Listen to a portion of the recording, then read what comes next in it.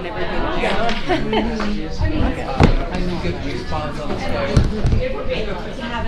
All right, so this is one of our very favorite study sessions.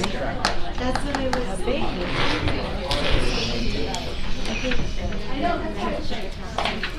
Sometimes I talk to people in the community, and you talk to people in the community, and they want to know why does the school just do fill in the blank, right? And I want to say, this is why. It's a little more complicated than that.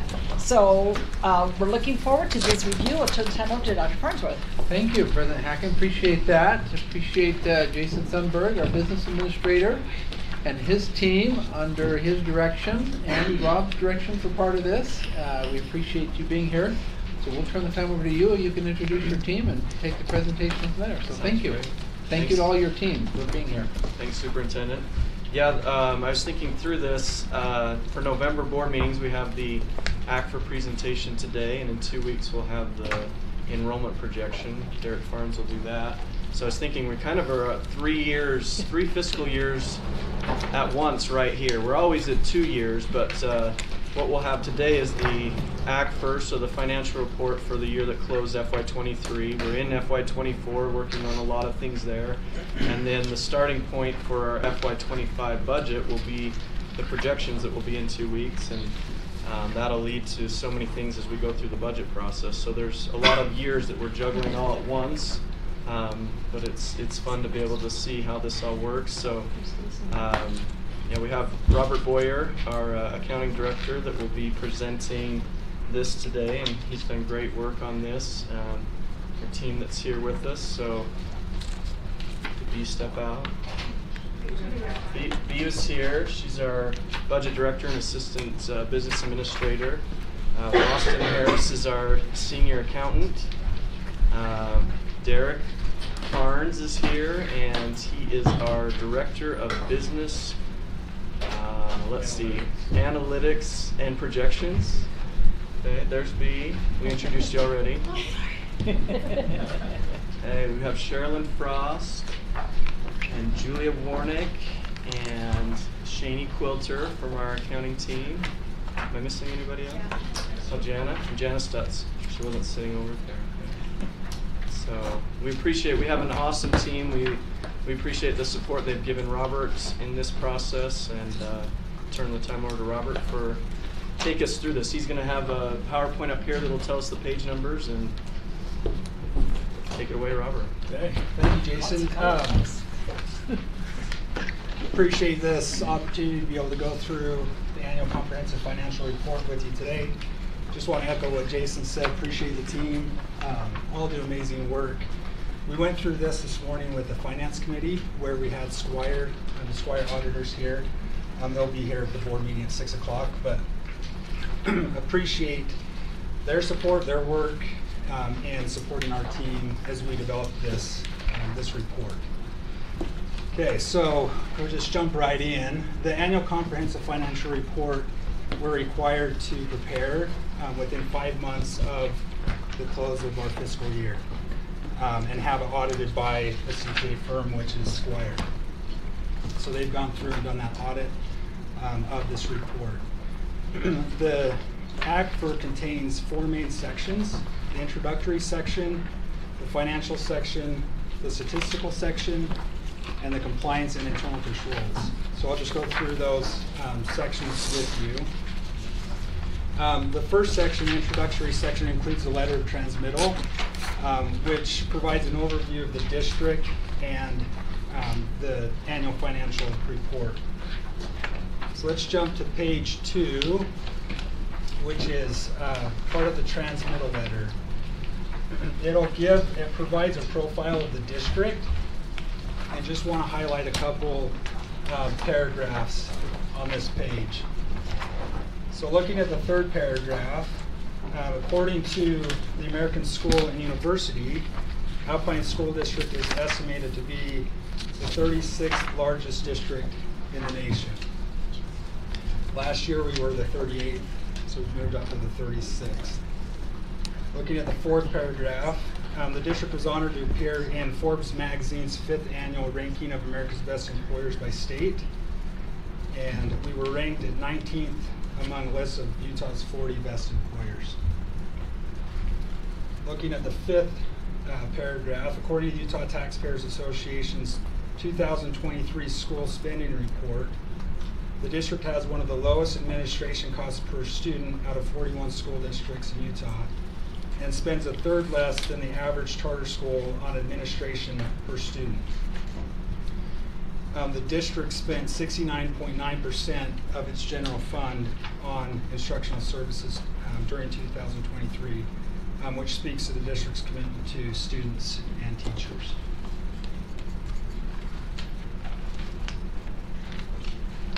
I want to jump to page 19.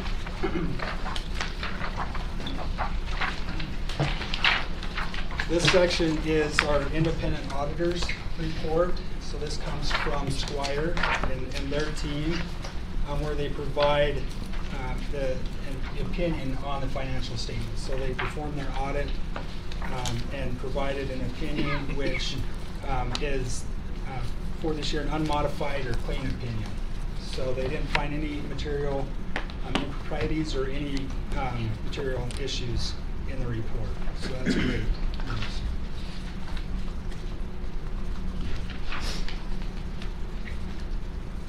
I want to jump to page 23. This is the management's discussion and analysis. So it provides a narrative, introduction, overview, and analysis of the financial statements.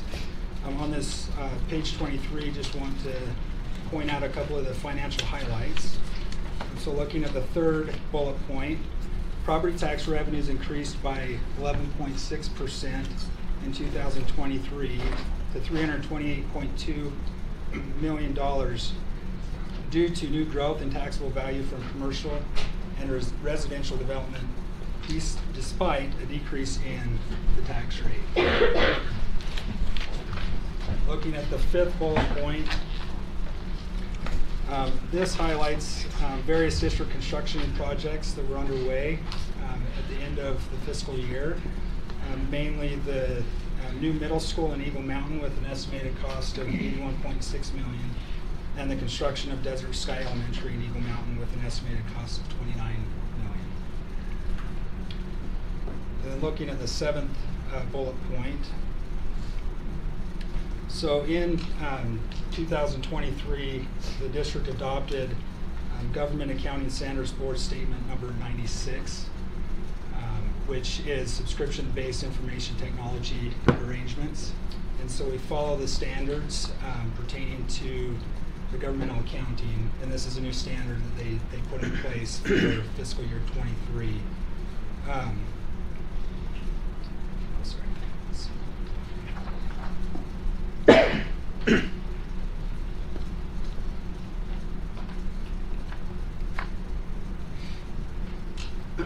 And so what the SPITA is we have to record a right to use asset and a liability for any subscription software that we use. And so if we have any software that we don't buy outright, but we're using it over a 12-month period, then we're required to show that on our financial statements as an asset and a liability. We still make the typical payment, so it's not extra cost, but it's something that we report on the face of the financials. So as we go through the financial statements, then you'll see a couple new line items that are specific to subscriptions, subscription principal, interest, and subscription liability and asset.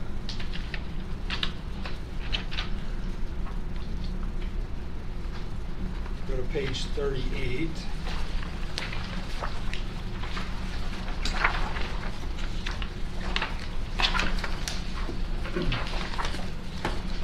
This is the balance sheet of our governmental funds, and so this shows the three major funds that we have in the district: the general fund, debt service fund, and capital projects fund, as well as an aggregate total of the non-major funds.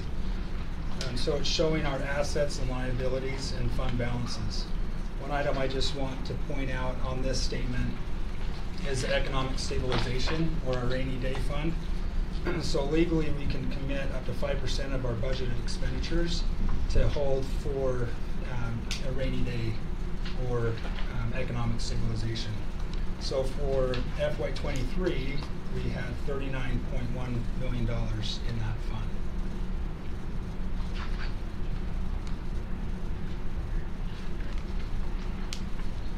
So that's the ending fund balance for FY23 that we now carry forward to be able to use in this year or future years.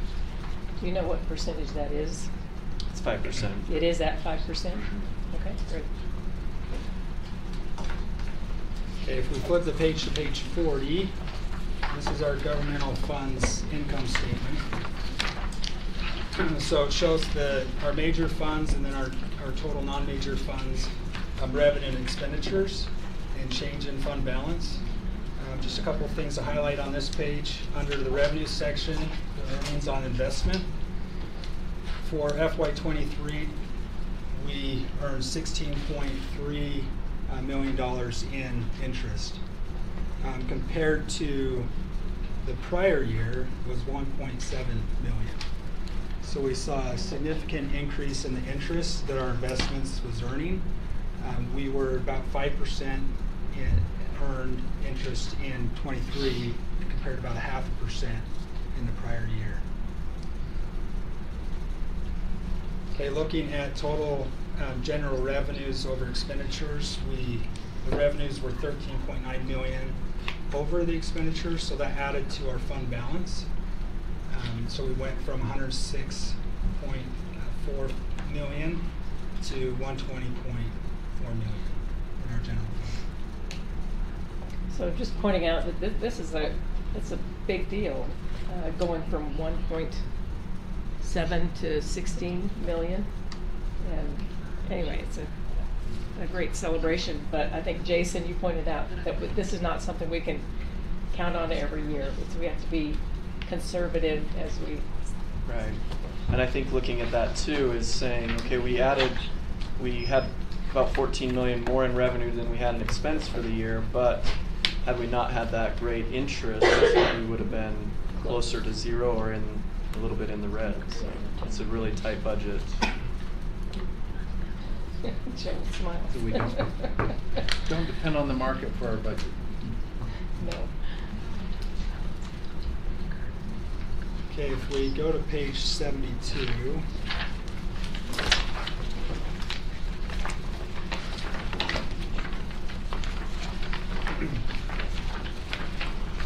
This page is in our notes to the basic financial statements. The notes just provide additional information to the financial statements to explain the numbers and to help us understand the financials better. So pages 69 through 73 goes over our other post-employment benefits plan. So I'm just going to jump back to page 69. This starts an explanation of what our other post-employment benefit plan is. And so the plan provides healthcare insurance benefits for eligible retirees and their dependents. So one of those benefits is a Medicare supplement benefit, so lifetime healthcare insurance for employees that were hired on or before August 21st of 1995. And then the other benefit is the retirement incentive healthcare benefit, which provides insurance to employees that were hired prior to March 1st of 2006. So depending on how many years they had up to the 2006, depends, they either received 4, 5, or 6 years of health insurance after they retire. So great benefit to our employees and those that were hired prior to those dates. We have, so flipping back to page 72, we have an actuarial study performed each year of our OPEB plan, where they look at the number of retirees and those that qualify for this benefit and looking at healthcare costs and trends to determine what our net OPEB liability is. And so on page 72 up on the screen shows what our total OPEB liability was on June 30th, 2022, which was 59.8 million. Compared to the end, June 30, 23, it went down to $34.2 million. And so with that, our net position, or the total amount funded of OPEB, is 76.1%, which is really good. Really good news. You want me to jump up and? I do. I just want us all Stacy to and recognize. We have a little cheer that we put together. Oh, did you? Oh, come I thought there was a on. dance too. I just think it is worth noting that not every district has this, and it's a significant investment, and it's a very big deal. So thank you, Business Services. Yeah. So the prior year Can you was. Oh. just remind me what the goal is to get that? Is it 76%, or are we trying for 80, or? I'm not sure what the goal is. I don't think it's to get to 100%. I know that Rob, this was one thing that he was really excited about. We went last year from 63.7% funded to 76.1%, and he had made the comment that he didn't think we'd ever get to this point. And so I think it's a huge plus to be at 76% funded.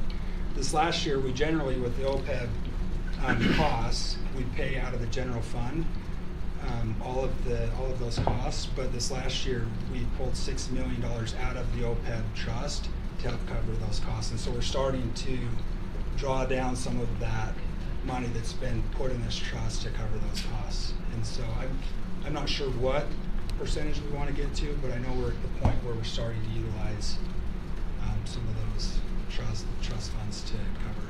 And if I'm not mistaken, that first column, part of this benefit is the liability has significantly decreased as well.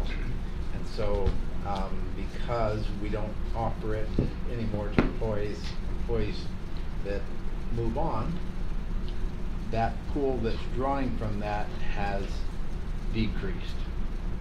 And so as years go on, that will continue to decrease. So the total liability will decrease. So without significant funding to that, if the liability continues to decrease, then the percent will obviously increase without significant contribution on our part. So I think the interest plays a factor in that, and then a decreasing liability is a significant factor as well. Yeah, in this 1 year, the liability went down 21 million, 22 million. And the people going on off that is there's people on those right now, but they hit the 4, 5, or 6 and they're off. The lifetime benefit, they stay on until they're no longer here, but they are no longer with us. But the other thing with the middle column too, as that money's invested, is that as the market goes up, then we increase in that also. So one's going down, hopefully the other one's going up. And I think the benefit to Alpine is that we shouldn't have to contribute out of our M&O to take care of that. It should be able to take care of itself now going forward without significant contributions that allow us to push those resources to other more exciting uses. Do I remember correctly that most districts don't have this right now? That's what Stacy was saying. Are we We the just only one? terminated the benefits, I think. Yeah, we're one of the few, if only, district in Utah that has a trust, no OPEB trust. So congratulations, that's fabulous. Yeah, others have a benefit that may be for a certain time frame before, but they've just been paying it out of their general fund. Yeah, this is great. This represents a lot of discipline in the previous years to get that built up. If we flip to page 117,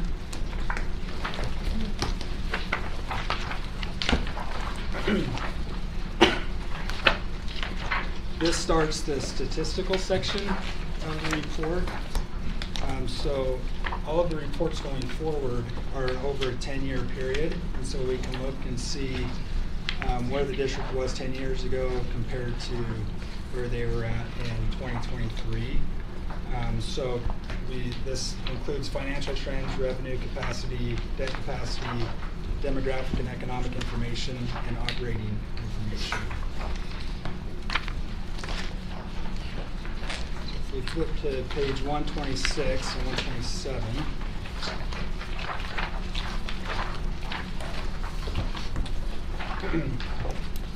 This shows us what our fund balances were in our governmental funds over the last 10 years. And under each of the fund balances, there's different classifications that we can see there. So there's non-spendable, restricted, committed, assigned, and unassigned. And so we can see what those balances were over the last 10 years. There's a description at the bottom of page 126 that explains what each of those classifications means. But just want to point out on this page that total governmental funds balances increased $94.7 million from 2022 to 2023. So from the 235.8 million to 30.5 million. Where do you see this most significant? Is that in capital projects fund? Oh, good, yeah. So there's a significant increase in the capital projects fund from 22 to 23, which is due to the lease revenue bonds that we issued in 23. So we're seeing that go from 46.6 million to 113. With the plan to spend that down as we use it this year to build those projects. Yeah. So it's a fund balance because we brought in the revenue and we'll pay that out and then it'll bring it back down. Not like we got a But just at the whole lot top more money. section, there's the general fund, which we're consistently trying to build. Some years drawing down, but most years it's an increase every year but one, it looks like, in there. Can I just ask a question about page 123? Just, we went from our unrestricted being negative, I assume, to a positive. Just wondering what caused that to occur. Or if it's not obvious to you, that's fine. I'd have to look into that and see. My bet is it has to do with the net pension liability from the URS pension that we have to report, because that has such huge swings in what the net pension asset or liability is for the year. I'm betting it's that, but I'll have to go. Okay, thank you.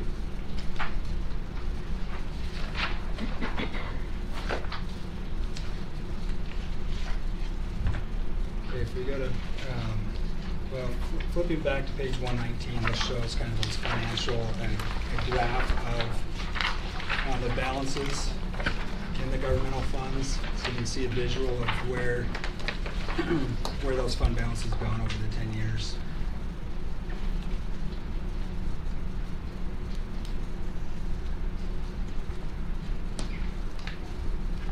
If you want to go to page 138.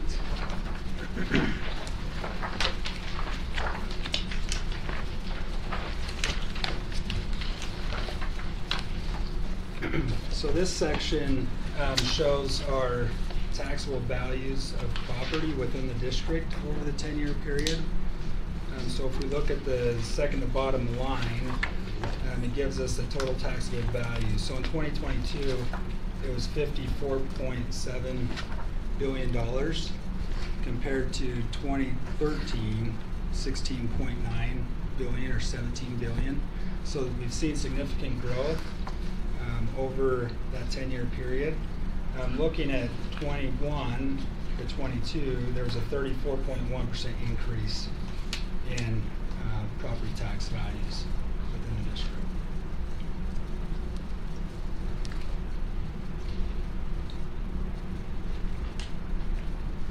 Can you repeat that percentage, Robert? So it's 34.1%. And that was from 2021 to 2022.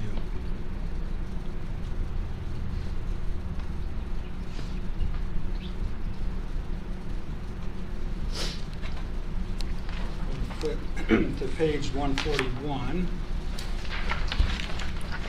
This gives us our list of principal property taxpayers. So the top 10 property taxpayers within our boundaries for the 2022 year and the 2013 year. So looking at this, we're seeing a shift from retail to technology and residential commercial developments. Looking at 2013, we had like Walmart was in the top 10. The outlets of Traverse Mountain was in the top 10, and now they're not. We're shifting more towards the development developers and technology. There was a question in the finance committee meeting, TMC or TMCV stands for their Traverse Mountain Commercial Ventures, which they own the property there at Traverse Mountain where Harmon's is at. So kind of that development by Harmon's is what the TMCV is. Thank you. An interesting point that Robert made earlier on this is the percent. So 9 years ago, that the percent, those top 10 made up only 3.3% of all taxable value, but now it's almost 7% for the top 10. So those top 10 have, look at number 1, 10 years ago was Thanksgiving Point Developments at 105 million, and now this top one, Pacific Core, 7 times that. So these percentages here just make up a bigger part of the whole. I'm just looking through this and compare it to page 157, which is the top employers. And just interesting.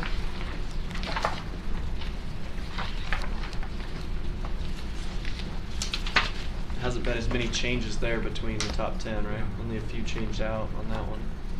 Oh, yeah,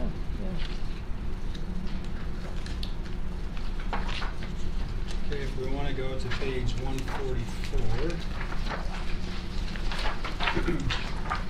Pages 144 and 145 gives us ratios of outstanding debt by type.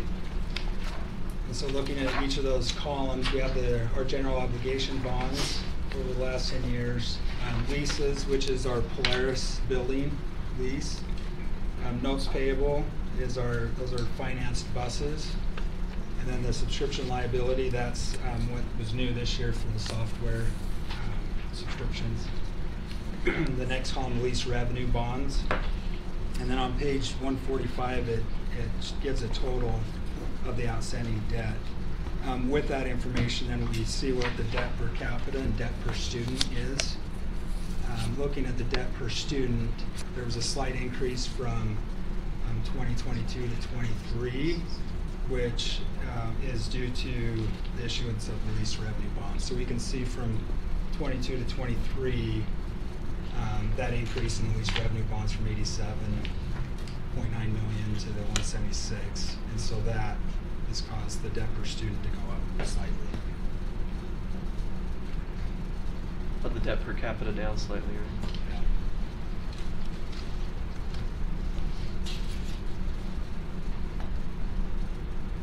I'm going to go to page 152. I guess that debt per capita going down indicates the population is growing, but the student population is not growing at the same rate. At the same rate, yeah. Okay, so page 152 and 153. This is showing our general obligation legal debt limit and estimated additional debt incurring capacity. So this is just for our general obligation bonds.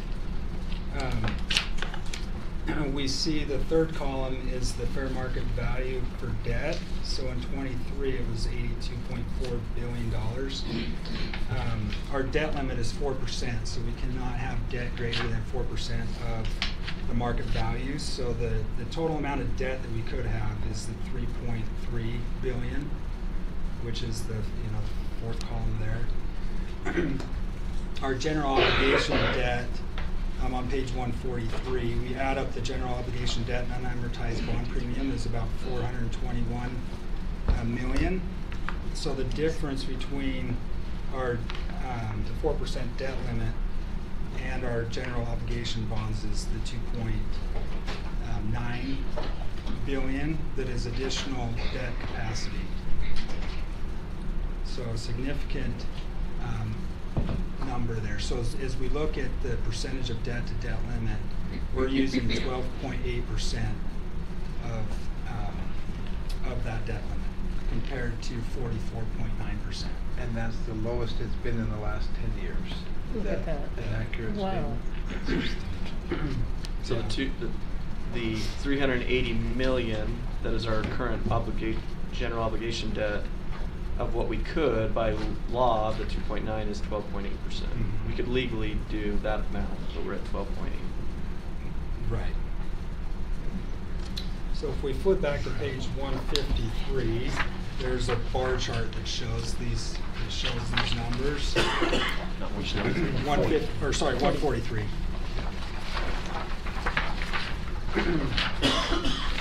And so this chart shows the blue bars is our legal debt limit, and the red bar is our general obligation debt. So we can see that the debt limit continues to increase, that we could incur, which we haven't, which is the red line. So our general obligation debt has stayed relatively flat over the last 10 years. There was a slight bump in 2016, 17, 18 due to the 2016 general obligation bonds we issued.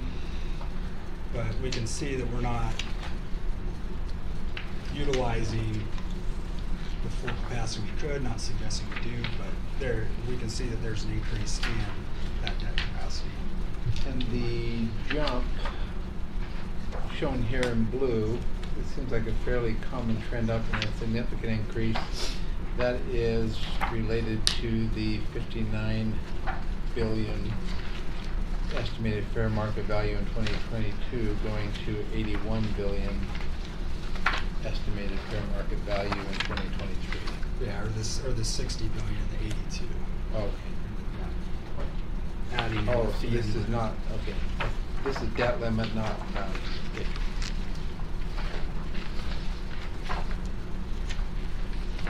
Thank you. So if we want to flip to page 162 and 163.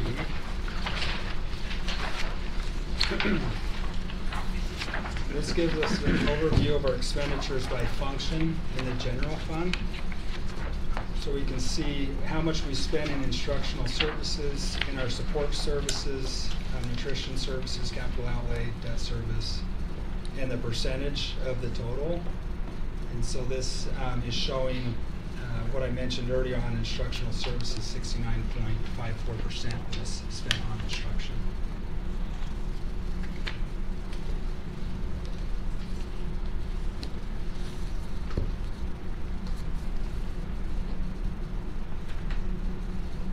If we flip over pages 164 and 165, it's the same information, but it's per pupil. So the total amount we spent divided by our student enrollment.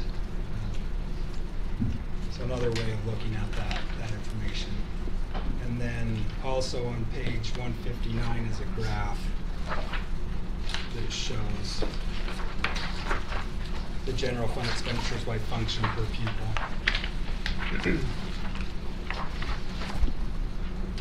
So the blue bar on this graph is the instructional services. The top line, the red line, is our graduation rate. So we can see those comparisons.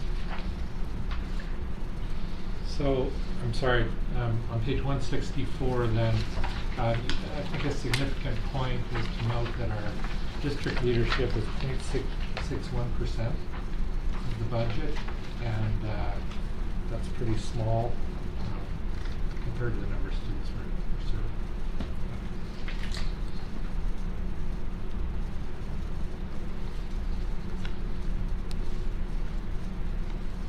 If we want to go to page 167, this provides a history of our high school graduates and the rates over the 10-year period. These are not the final graduation rates; those come out December 15th.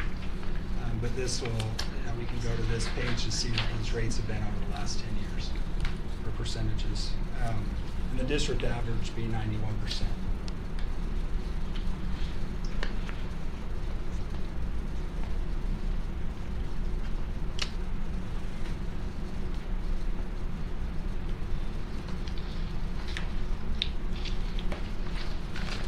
So the district average is 91? 91, yes. Okay. Where's that on here? It's not on here, is it?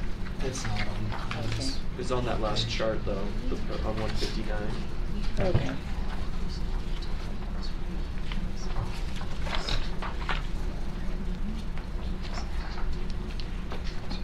page 171. This just displays our capital asset information, so we can see the total number of schools that we have, portables, satellites, acres of land, what total square footage we have, total capacity for student enrollment for all buildings, just some great information related to our capital assets.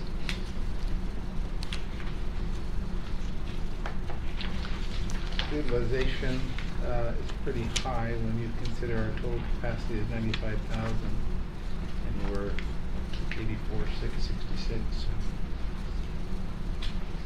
Let's see, yeah. And we wish that ratio could be the same at every single school, right? Yeah. Want to flip the page to 172. This schedule provides information about the nutritional services program. So we can see the total number of student lunches that were served over the last 10 years. The free lunches reduced, fully paid. Adult lunches, breakfasts that were served, average daily participation, and then the percentage of students eating school lunch daily. So some great information related to student services. Yeah, it's dropped. You want to explain the drop from 22 to 23? Yeah, so in 22, No such thing as a free lunch. which number are we looking at? So in 22, looking at the student Lunches served. Like Lunches 7 served. million. Due to COVID, students didn't have to pay for school lunch or breakfast, and so there was a lot more of the free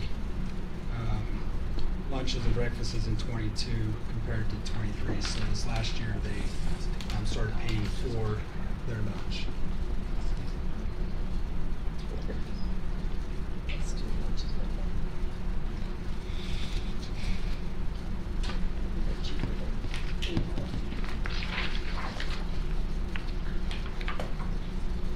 Okay, just the last section is additional audit reports from Squire. I'm not going to go through these, but just that is the last section where it explains some of the audits that they did. There's a schedule of expenditures of federal awards that you can look at. But just additional audit reports from Squire is that last section.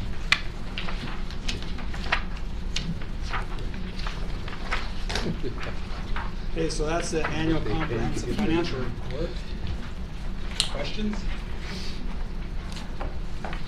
How many audits a year generally do we get?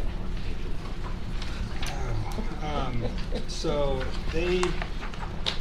Squire comes out in July and does an audit of, I believe, the federal programs. And then they come again in September for the week and audit the financials, audit all of our accounts. And then we have school audits that they help perform as well. And I know we have additional audits either from the State Board of Education legislature, but for Squire, that's how many they typically do. How many schools do we generally do as an intern audit a year? So we've been doing a quarter of the schools every other year.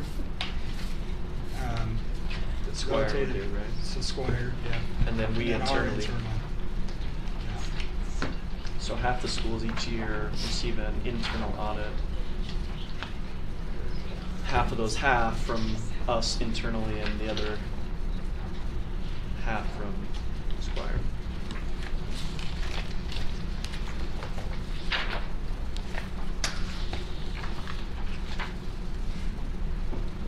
There's a second document. Robert is not done. This is my favorite one right here. So Robert, is it 90 million that we get from the federal government? Is that what it is on page 179. What page are you on? 179?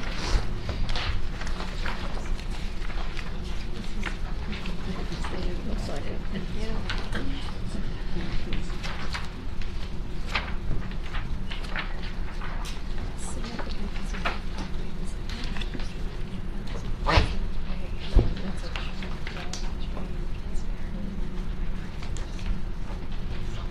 so you're looking at, so the total amount expended out of federal funds was 89 million. Is that what you were? That's the total amount of, Mhm. that we've spent, is that what you said? The federal, You said that. so that's, well. Oh, the 89, Yeah. okay.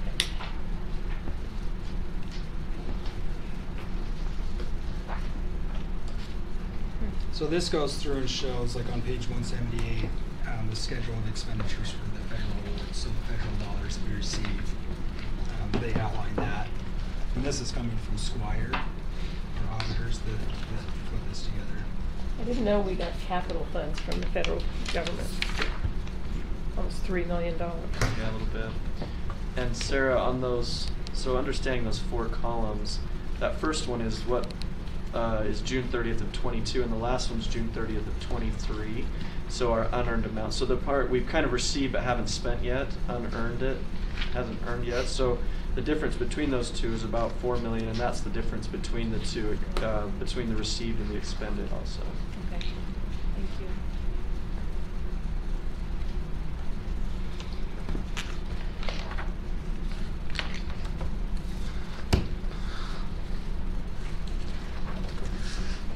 Okay, should we go through the next report?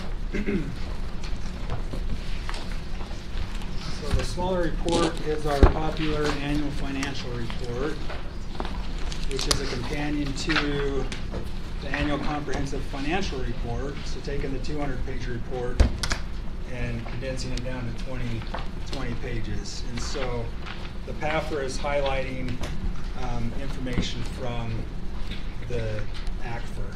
And we focus on our major funds in the PAFR. So it provides information about our general fund, our capital projects fund, and debt service fund.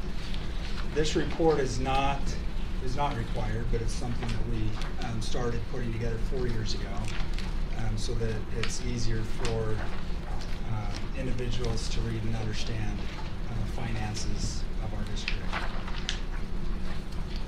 So I'm just going to go through this one quickly. So the second page provides just some great information about our district, so we can look and see how many schools we have, how many cities we provide services to, what our graduation rate is, get some information about daily meals and school transportation, how many students we transport each day, just some great information that at a quick glance we can learn more about the district. The same is on page 4, just some additional information. We can see the graduation rate of 91% for Alpine School District compared to the Utah average of 88% and the nation at 85%. It also gives some information about concurrent enrollment, how many college credits were earned, so the 52,000 college credits earned, the 7,300 students participating in that program.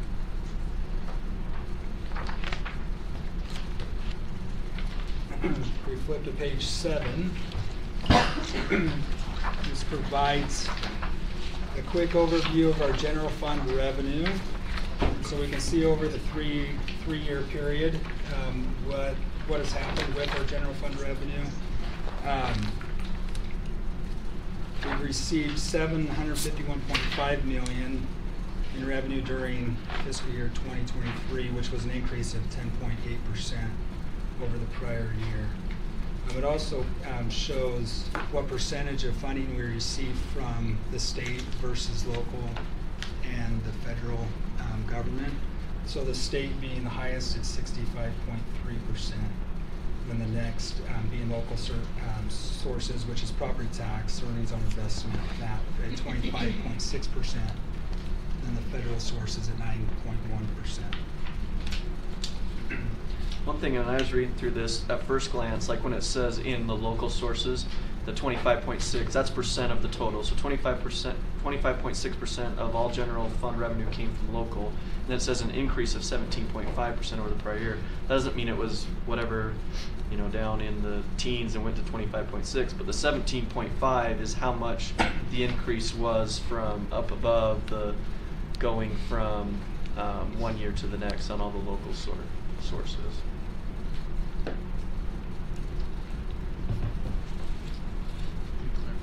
So it's easier to see on the state one where it says 65.3%, an increase of 9.3. So that wasn't that it was 50-something% before, but the 9.3 is the difference between the 490 and the 448 million on the state sources.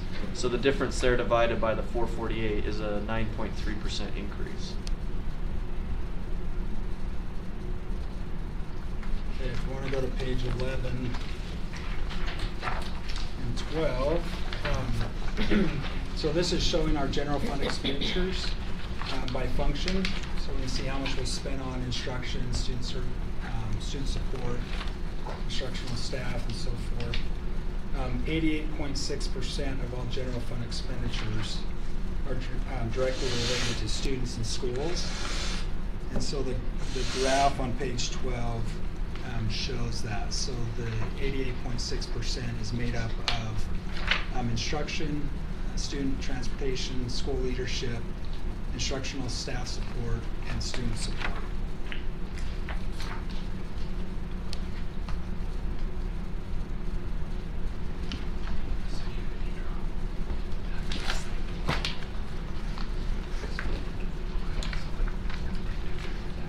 Flip to page 13 at the bottom. This one we looked at last year. I remember kind of our conversation on this one. It shows what our district spending per pupil is compared to the national average and other regions of the United States. So this is interesting to see.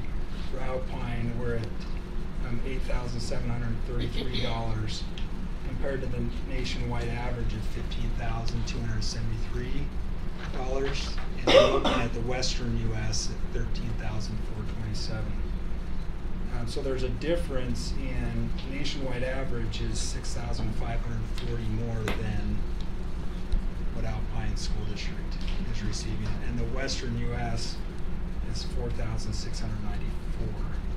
more than Alpine. Just think what we could do if we had that kind of money. We're almost half the national average. It'd be interesting to run those 36 largest districts with 40 and then look at the pupil for large districts, see how that compares and where they fall geographically. Can we do that? Someone has to Do anything you want. I mean, that would be really interesting. Yeah. Especially as we Find someone that has a live. dissertation and knows something. Maybe a GOT. Okay, and the last section, just wanted to go over quickly. The last pages 18 through 20 is a comparison amongst 7 school districts here in Utah that are along the Wasatch Front that have more than 30,000 students in their district.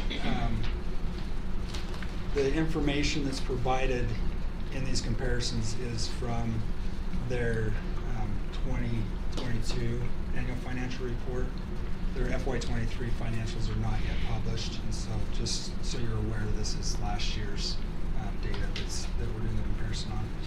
If you want to look at page 20, and just look at the bottom chart there. This is showing the per student spending in relation to instructional expense as a percent of general fund expenditures.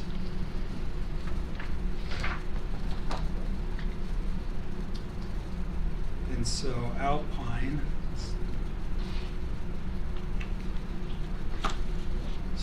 District has the lowest overhead cost of $1,501, and the third lowest administrative costs at $884. And then our total student cost is the second lowest at $8,049.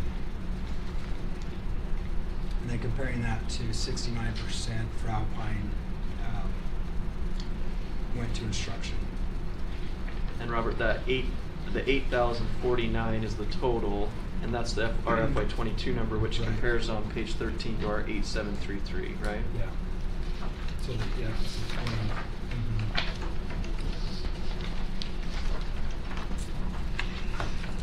What qualifies as an overhead expense? So that's support services, media services, operations and maintenance, and student transportation. So when we're doing the expenditure by location, we kind of calculate that too, when we have all like the Fund 10, everything that, every location that doesn't have students, and we add up that total, divide by the students, and that's, so. And is that standard accounting procedure? So every one of these districts up there has to calculate that in the same manner? And so this is from the Taxpayer Association, which their total is a little bit different. When we're looking at theirs for what we calculate, it's a little different. So, but these are all from them, so they're doing the similar thing for each district on what they're pulling there. Yeah, I would just be interested to look at Granite and Canyons more specifically and see why it's such a significant increase in overhead, and what services are they offering in there that are not.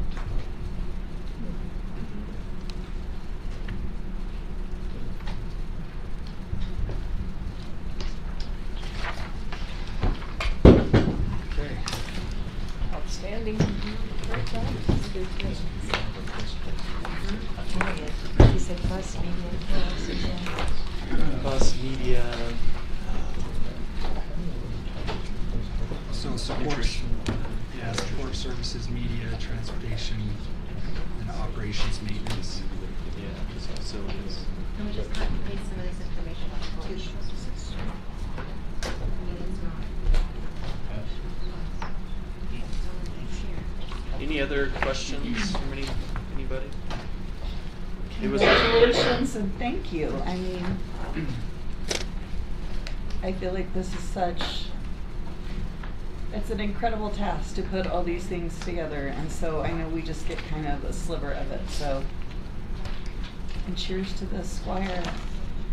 Are we gonna, I'm sorry. No. Are we gonna present this to the DCC at some point? Or have you already? Do we have enough of these printed off that we could give them to the DCC? Or they could just have the. We have electronic, Overhead or we or can print electronic, more too. or electronic. Yeah. We were discussing possibly sharing this with the mayors at our mayor breakfast Oh, that'd be I really think good. it's a great idea. Yeah, on the 28th. that'd be very good. That way Jason could present and take up most of my time. I'll be happy to. I'm starting to see a trend. I'd be happy to bring Robert. just glad to see Jason. That's what I heard. I heard Robert was looking for additional opportunities to present. It's his favorite thing. We'll work for breakfast. But these are big projects that we have, and it seems like we have a lot of them, but we enjoy doing them. They're great to, we get the team together. It's not just one person helping, but the team comes together and helps each other and supports each other. So it's fun to see, and it builds our team a lot too. Well, the popular annual, that's only been, what, 3 years that we've done that? This is the 4th year. This is the 4th year? Does anybody else do that? I know Provo District does. I'm not sure of others, but there probably are others that do. Did they do it before we did, or are they copying us? What do you want me to tell you? I want you to tell me that we're, I no want you to tell me that copyright. we're number one in something. So I do have a question. This is awesome. And you can think about it maybe another time, but was there anything that jumped out to you as you looked at all the numbers that could influence our policy making in the district, or just something that was surprising? Anything? Anyway, you don't have to answer now, but if you think about it, because I think you are much more immersed in noticing trends and things. So if you spot something that we should be cognizant of, it'd be great if we can talk about that. Yeah, we'll bring Another that back. presentation. Okay, sounds great. Similar to that, I know you're working on that, Jason, is just the revenue opportunities available given the taxable value of the area and what we're currently doing with respect to increments and what that would look like. Right. Yeah, that was discussed in Finance Committee today. It's just the timing of bringing that, of when we can, what opportunities there are for this levy and this levy.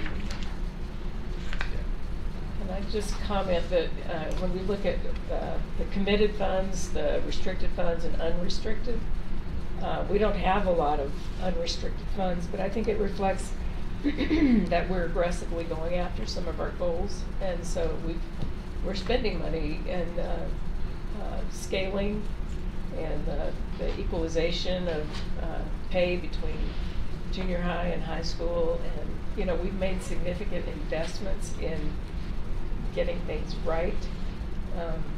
So I think that is one thing that I'm seeing from these numbers is that we are utilizing the resources that we have to the maximum, and still maintaining that rainy day fund. Anyway, I think we're pursuing our goals, and it shows. Yeah. Great point. Well, look at the starting teacher salaries for the last 2 years. Mhm. They've gone up, what, $10,000? That's another goal. So yeah. that's huge. That was a Yeah. big goal. The scaling, yeah, all of it. No more questions. Thank you, Jason. Thank you to your team. And we'll turn the time back over to you, President Hacken, for Board Okay. of Governors. Thank you. I just think I'll give everybody a pat on the back, or yourself a pat on the back. Thank you to all of you. With the not passing the bond, it has felt like we're competing for resources, but actually we have a lot of resources. And we've been aggressively meeting our goals. We've been passing tax increments. We've been putting in the OPEB, in the rainy day fund. I think really we are doing what we need to do to move ahead. And I thank all of you who are keeping us on track, and for your amazing work, and for your mathematical minds. Some of us don't have. So thank you so much. Okay, we're going to do a couple of things. First of all, we have been studying the book Nuance, and today we're going to do pages 73 to 84. Then next time, Joy Lynn is going to finish that chapter, and then the time after that is Sarah Beeson, and she finishes the book. So we might want to think about a new book for January, and Joy Lynn and I were talking about it. She said, how about something cheerful? I don't know if it's cheerful. Because we're I'm going to not have this a year. lot of, we're going to have some turbulence coming up, I think. Yeah. So we might want to consider a book. So you're saying that one might I'll be good? talk to you about it after. Yeah, and tell them the book you recommended. Oh, I just leading with gratitude. Mhm. Just looking for good as you. So I'm handing out to you our work from last time, and Joel was kind enough to type this all up for us, put a nice little table and everything. So here's our knowledge, skills, and dispositions for an ASC board member. And I have been looking at this, and what I have decided to do is just choose maybe one thing from each column that I would like to work on, kind of as long as we're working with our excellence quest. These might be some areas that we could say, what do I want to do better than I'm doing now, or what do I want to do deeper than I'm doing now. So I wanted you to have that in case you didn't already have it. Okay, Nuance. I have had a really hard time with this book. I don't know about you guys.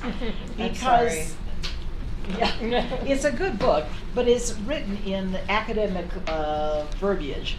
And I'm kind of like a down-to-earth plain person. And so he has terms that he uses sometimes and think, oh, what he really means is, say it plainly. But I was trying to wrap my head around what a nuanced leader is like. And so there are 3 characteristics in the book.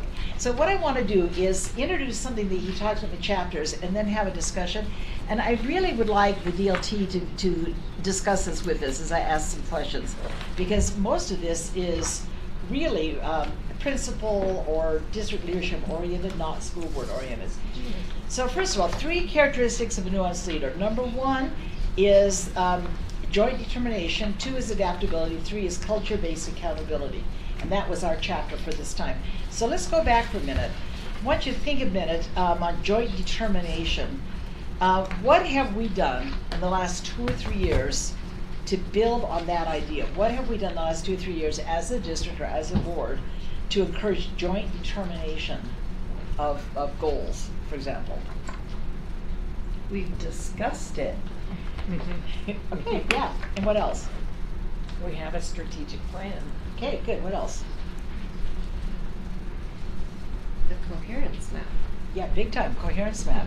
Okay, what else? I think separating out what DLT responsibilities and what board goals are. Yeah. That those are different. Yeah, yeah, absolutely. The things we're standing still, or what do you call it? The things we're holding on to, the PLC process, what do you call it? 7 tight essentials? But yeah, the things that we're tight on, we've identified Yeah. what those are. Yeah, we have really done a lot of things to really work as a group to determine how we want to move ahead.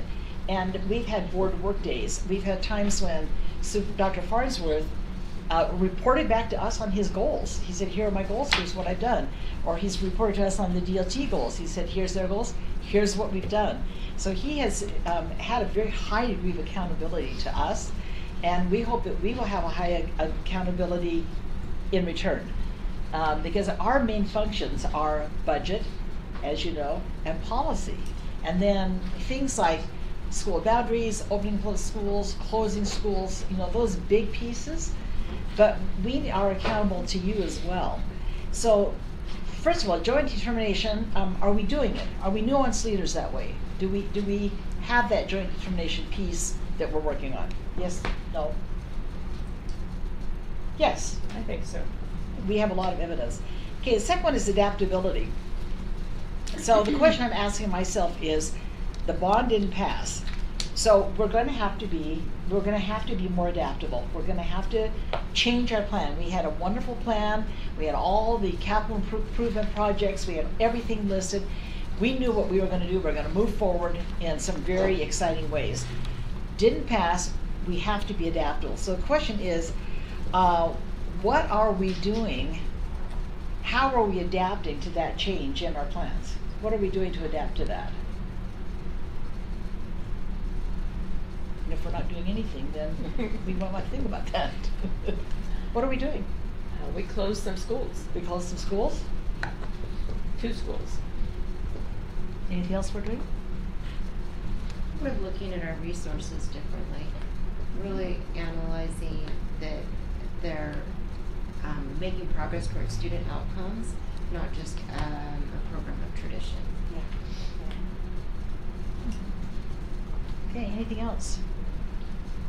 I guess we're just looking at our resources and looking at ways that we can buy some time, because the things that we need will take time to achieve now, more time than we had. Okay. You know, Well, a bond, you can do 19 projects in 4 years. Without a bond, it's much slower and more expensive potentially, so. All right, we passed an increment. well, that's what I was increments, thinking of, you know, yeah. as a board, this is a time for courage, right? Notice I didn't bring that up. Yeah. But you have in the past, Mark. All the time. No, this is a time for courage as a board. This is a time where we lead out and we say, we're gonna bite the bullet, we're gonna do 7 increments, which was big. We talked about 3, and then we talked about 4, and then we talked about 5, and then we talked about 8, and then we landed on 7, which was net of 4. which was a very aggressive move. And we all got some feedback from our constituents on their tax notices when they went out. So I think this is a time for us to have courage to stay the course. And that also applies to changing boundaries, to looking at our spaces, our school spaces, and how we're utilizing those spaces. So for us as a board, I think we have been adaptable, and I think it takes great courage sometimes to do that. Well, and I So- think we even learned in the process, because even afterwards, we attended that USBA conference and went to different classes and learned what other districts were doing with their increments, and learning how to better prepare our citizens. Yeah, Maybe if that yeah. is in the realm of making sure that it's communicated and articulated in a way so they're not looking at their tax notice differently. I think we learned some things of how to send communications out to our public so they have a better Yeah, for understanding sure. of what that really looks like and reads. I think that the last year has been a time of intensive introspection for our board to see how we could do some things better than we've done them and maybe look at some new approaches. Okay, so that brings us to the pages we read this time, which is culture-based accountability. And so here is the question I want to ask. Everyone expects accountability, right? Everybody. It does not matter what your profession is, it does not matter what your role is, we are all held accountable in one way or another. So what are the external systems that demand accountability from a school board? External systems. The legislature. Yeah, big time. USBE, Yeah. the testing, annual testing. Those are big ones, big. Anything else externally? Well, like I mean, it just, there's a lot of different pieces of it, right? Like when we have schools that are under, CSI. yeah, TSI versus like all those pieces or whatever, right? There's a lot of things that the accountability is not one piece, right? Like multiple, like the one audit we did today, but then there are multiple audits that come, whether it's from the federal government or other dynamics that also has a level of accountability. And then I would argue that we're all accountable every time one of us goes up for election. We're accountable at the ballot box. Absolutely. So we're accountable to our taxpayers, we're accountable to the legislature, to parents, to our students. We have a pretty high level of accountability and that is external. So there are some problems with accountability that are brought up in this chapter. And he talks a lot about top-down accountability. So how would you describe that? What are the problems with top-down accountability? I think it usually just leads to compliance. You're doing it to meet the expectation that is enforced upon you. You're not engaging it of your own will, putting your full energy. That's why I said the culture, when it's part of your attitude, values, and beliefs, when you hold yourself accountable to those, then you're motivated to give your all to that. Oftentimes in external top-down, it's compliance. Yeah, totally.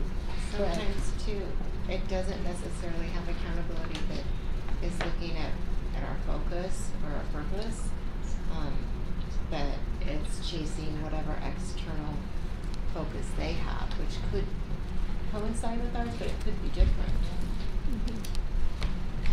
Yeah, I like this on page 75 where it says, in a negative sense, we increase in external pressure and accountability, hoping that we can do on the back end what we failed to create on the front end, which is, I think, what superintendent's referring to. Well, I've been thinking a lot about this because he says accountability imposed on people who have little say in the matter doesn't accomplish very much. It may have some short-term results, but in terms of long-term change of behavior or long-term effect, it's very minimal. Have any of you experienced that? Accountability when you did not have a voice in it? Think about when, at any point in your life or in any situation.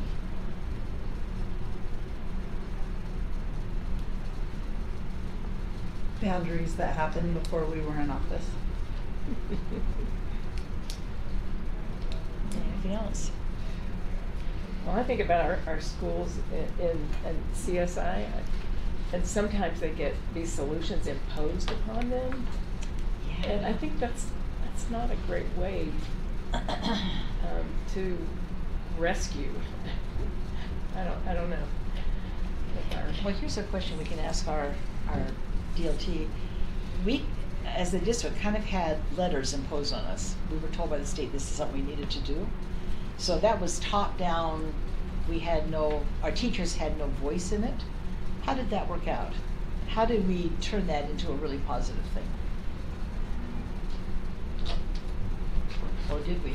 Oh, yeah, we absolutely. We did, okay. So how did we do that? When that recommendation initially came, we went to principals and we talked through that it was coming from the state, but this is a great opportunity, and we built a compelling case on why we should adopt, and we asked that everyone be intentional about viewing letters as really some of the best professional development that we could be receiving at the time to improve literacy in our district. And so we asked folks to view it differently, framed it in a different manner. So a lot of it's just how you perceive it, and whether or not you buy into it. And we embedded it in their schedule so that they weren't. We gave them time Time How do you time and the framing That of was it. big. and resource. But I also Yeah. think And credit. building to the frame right with the culture of how they viewed it, but then you look at a year later what the results they're getting from it. So then now they're looking back and saying, this was a benefit to our students and our instructional Yeah. abilities. It was worth it.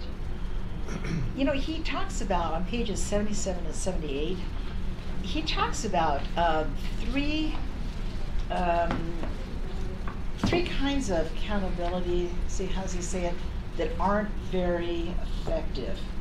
And I was shocked at what he listed. He listed performance-based professional development and then PLCs. And I thought, wait a minute. We do 2 out of the 3 pretty vigorously, and he has some cautions on those, right? So performance appraisal, we all know has some problems. Like, do you remember a few years ago the legislature tried to base teacher salary on their student test scores? And what happened? As a teacher, I can tell you what happened in my community. Teachers stopped sharing with each other. They said, well, my students have got to succeed, and if I tell you all my great ideas, maybe you'll pass me up and you'll get paid more than I will. And so it was really negative. It That was idea threatening. is not dead, it's still out there. Well, it wasn't a great idea then, and it still isn't a great idea for a lot of reasons. So you may have some short-term advantages, but in the long term, it destroys community feeling, and it pits teachers against each other in a very competitive way.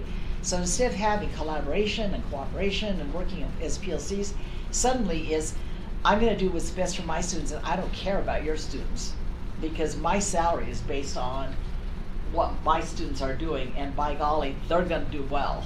I'll do everything I can. I don't care about you. So it's just really a problem. He says on page 77, performance reviews foster short-term performance, but they annihilate long-term planning. They build fear, demolish teamwork, nourish rivalry, and create politics. And I saw all of that, and maybe you guys did too, when that came out from the legislature. So then on so that one I thought, okay, I agree with that. Performance appraisal is not a great kind of accountability necessarily. But then professional development, I thought, wait a minute, this is near and dear to our heart. It really is.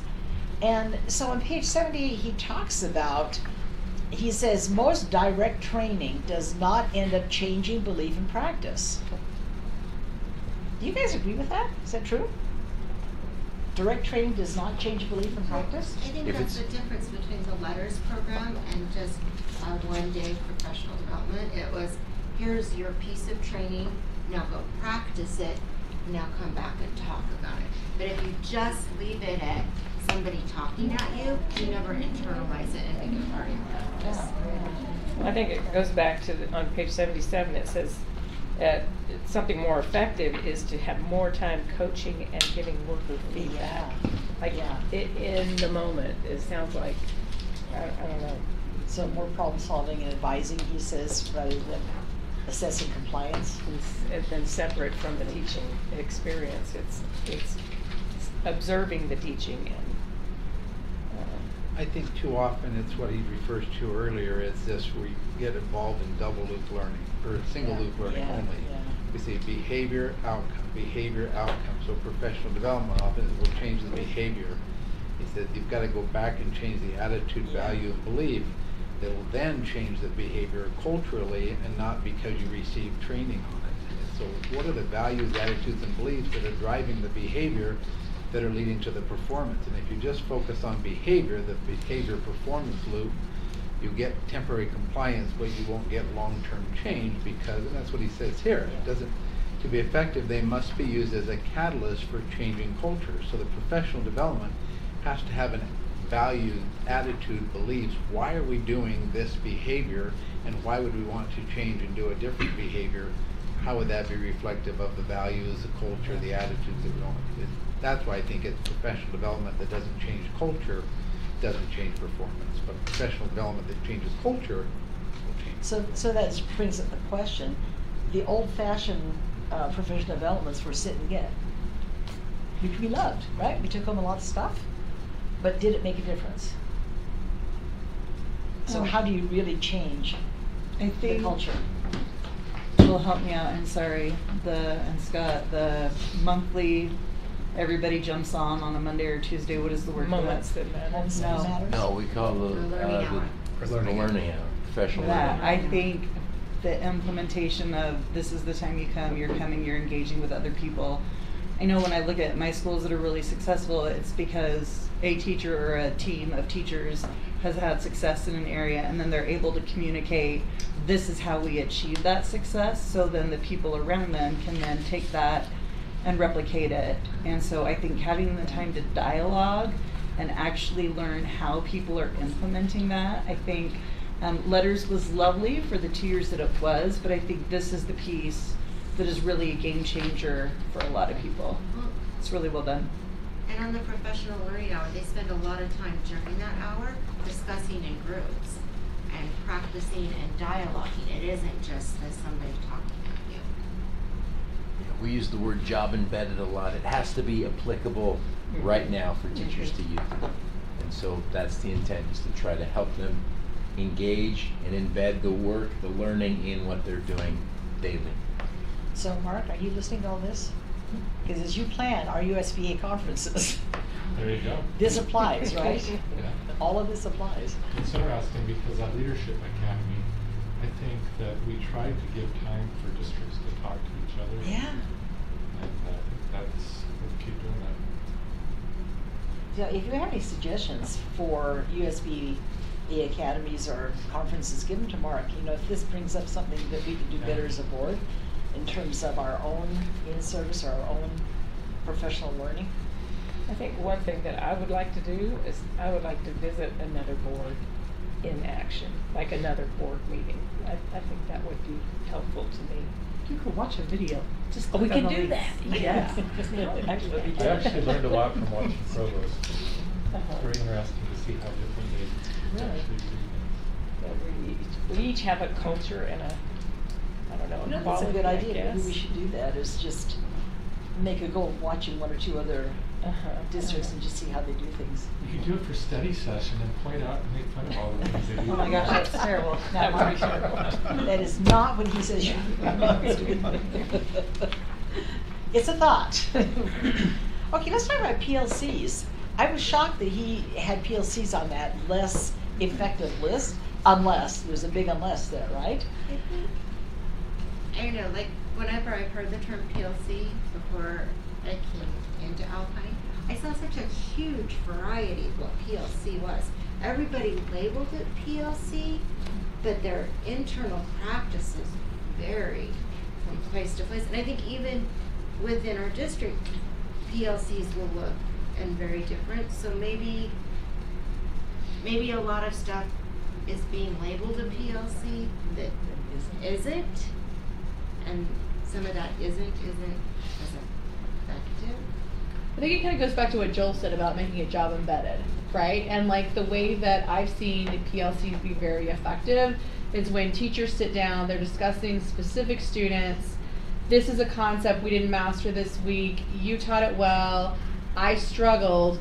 What do I do to improve my practice, and what can I learn from that? And it is then applied in that dynamic, and then then you see the results of it. So I think the way that the PLC, a lot of our really effective PLCs are working is that it is job embedded.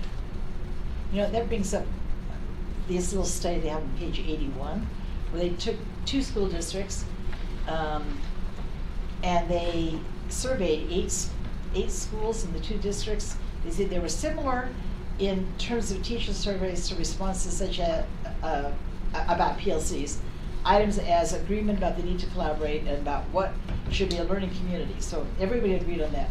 But it said, but when it came to details, there were big differences. Major differences in questions like teachers examine and compare student learning results. Teachers discuss instructional methods used to teach students, and teachers seek new teaching methods, testing and reflecting on results. So the districts that agreed on those statements had much higher scores for implementing these programs, implementing PLCs. And so he says specific actions make a difference. Specificity matters. He says precision requires process, not a checklist. So I thought that was interesting, that you're right, is how the PLC is used, and how the teachers have a voice in it, whether or not it's all top-down, whether the teachers are creating some of those goals and things. And I think a lot of PLCs never hit that important reflective piece. And I forget what step it is in the process, but if you never get to the reflective piece, you never impact change. This is why we have the 7 tight essentials for PLCs and ASD.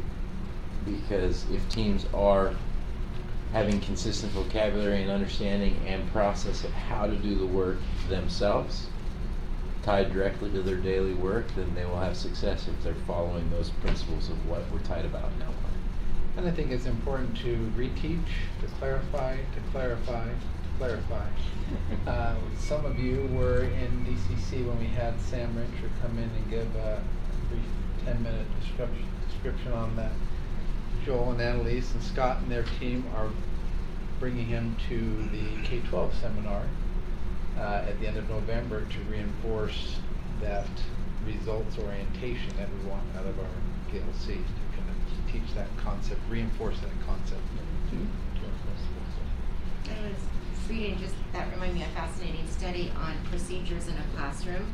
And anytime you have a significant break, you have to reteach your procedures. And then they defined a significant break as 2 days. Well, that's every weekend. And I think we forget, and as I've talked to some of the teachers I'm working with, they are like, oh, I have to do this again and again and again and again. And I think we have to remember that even as adults, we're the same. We need that repetition of what are the 7 tight essentials of a PLC, and always coming back to that, because significant breaks allow us to wander from procedures. I think I have observed the PLCs that are really effective, and they're effective, they're excited to be that way, is one, somebody on the team kind of got a fire with the data and said, can you help us do this? And so when like a team will approach a coach, I think we all say we love to be data driven, but I think there's a difference between consuming the data, being able to analyze it, and then being able to implement it, right? And some people have a superpower and they can guide a team through that, and for others it's not. And so it's fun to watch when teams kind of catch a vision.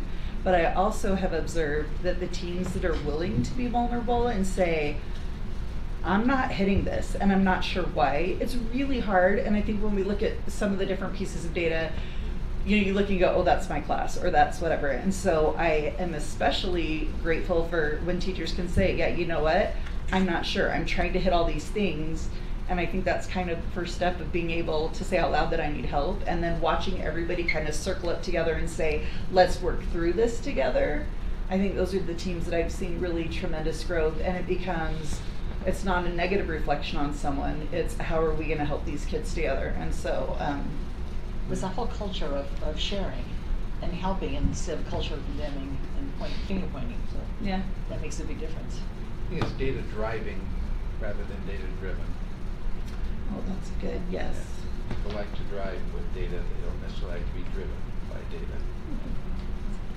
He has his... That's what you're describing there, is people that are driving with data. Yeah. One of the questions he asks in the book is, are our PLCs powerful enough to make a big difference in system performance? Or are our professional development days, are they powerful enough to make a difference? And so that's one thing I'm asking myself as a board. Are the conferences we go to, are the study sessions, the work sessions, are they powerful enough to make a difference for us? And so something to think about. Don't have to answer it right now, but something to think about. Okay, so let's see, what is our time? Oh, okay, very good. Okay, the very last part was culture-based accountability. I want to tell you something, a conversation I had a couple of days ago, and then I want you to analyze it in terms of what you know about best practices. I was talking to a friend who is a computer programmer, And this friend works, I'm not gonna say any names so that it won't come back. This person works in the Silicon Slopes, and ever since COVID, their whole team, their whole company has been working remotely. So their team has got a new team leader who is a relatively new team leader. And he sent out an edict Friday, he sent an email Friday to everybody on his team. He said, I am not satisfied with your performance. You will come in and for an indeterminate amount of time until your performance improves, period. Now, can you pick that apart in terms of good leadership? Not very nuanced. 10 Nope. points to Gryffindor. And there may not be people working there on Monday. How would you feel if that was said to you, if you were a member of that team? A little disrespected. And Like nobody ever talked, he didn't talk to anybody. I asked this for, I said, what are you guys doing wrong? What are the expectations? And the person said, I don't know. Well, then how do you know when you're going to be able to meet the team goals? We don't know. They haven't, this new team leader hasn't told us where we're falling down. Now, knowing what you know, what should that team leader have done?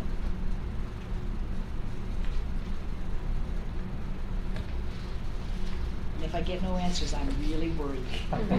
Come on, folks. I think when you're gonna We know. implement We something know. and you're gonna do some corrective actions, specificity matters. Really understanding where the goal is and how you're getting there. And if you don't, then you're not. Yeah, that's big. Nobody knew what they were doing wrong. And relationships come before change, I believe. There was no relationship there. If you want a team to improve their performance, what do you do? You get them together and you say, we have a problem. Let's talk about it and see if we can solve it together. And at that point you say, you know, we would like to increase our productivity because, you know, give them information. Maybe it's coming down from the big boss. Apparently that company has been sold. And so there's some new leadership, but nobody down on the programming level has any idea what the problem is and what the expectations are.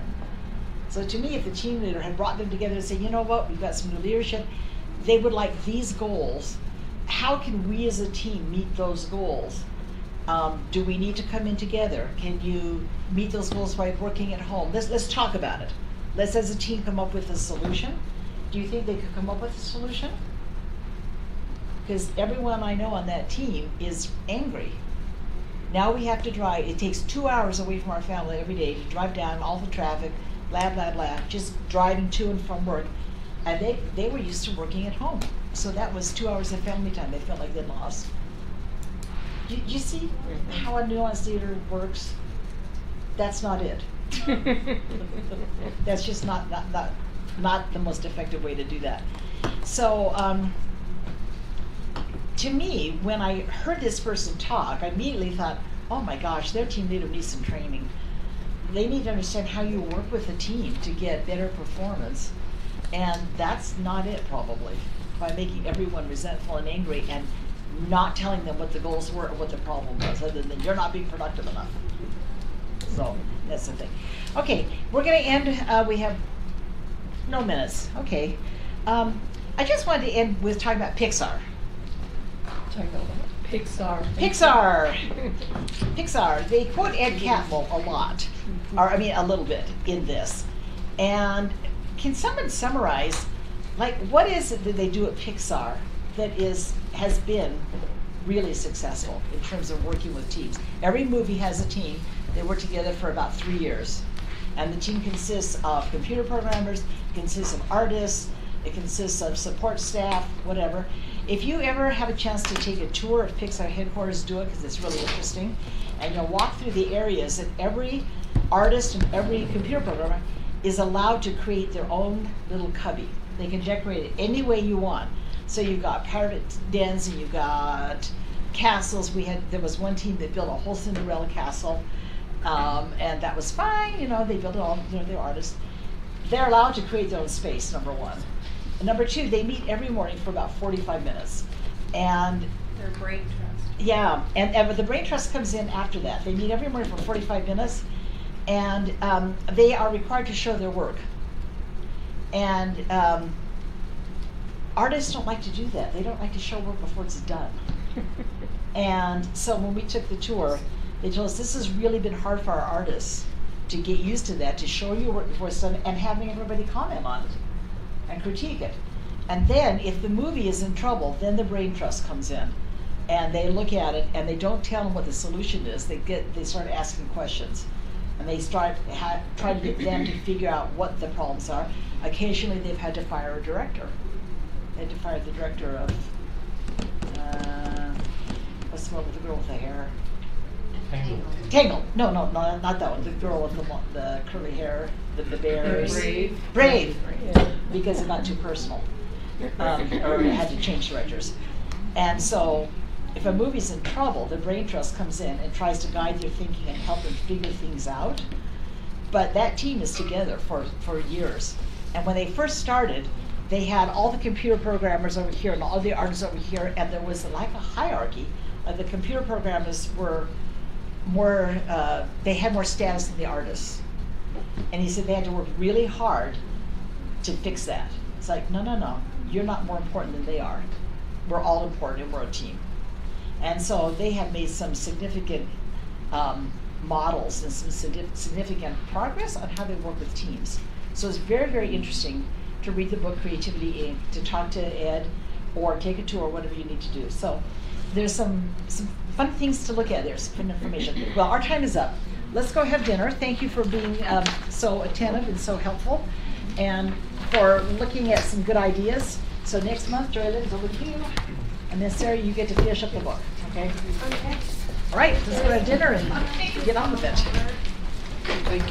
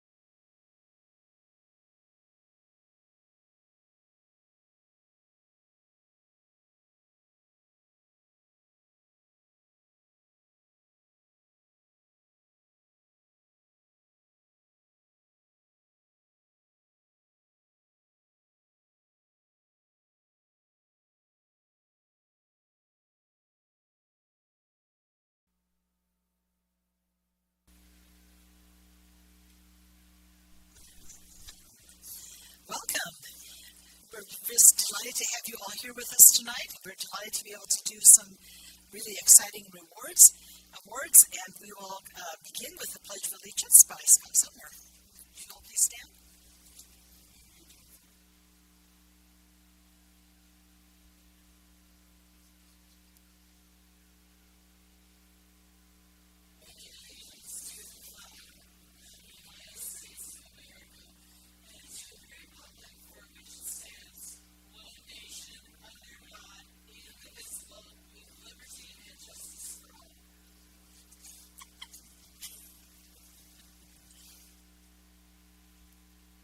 Okay, we'll now have an inspirational thought or reflection by Tammy Stewart. Yes, please. Yes, it seems turned on. Yes.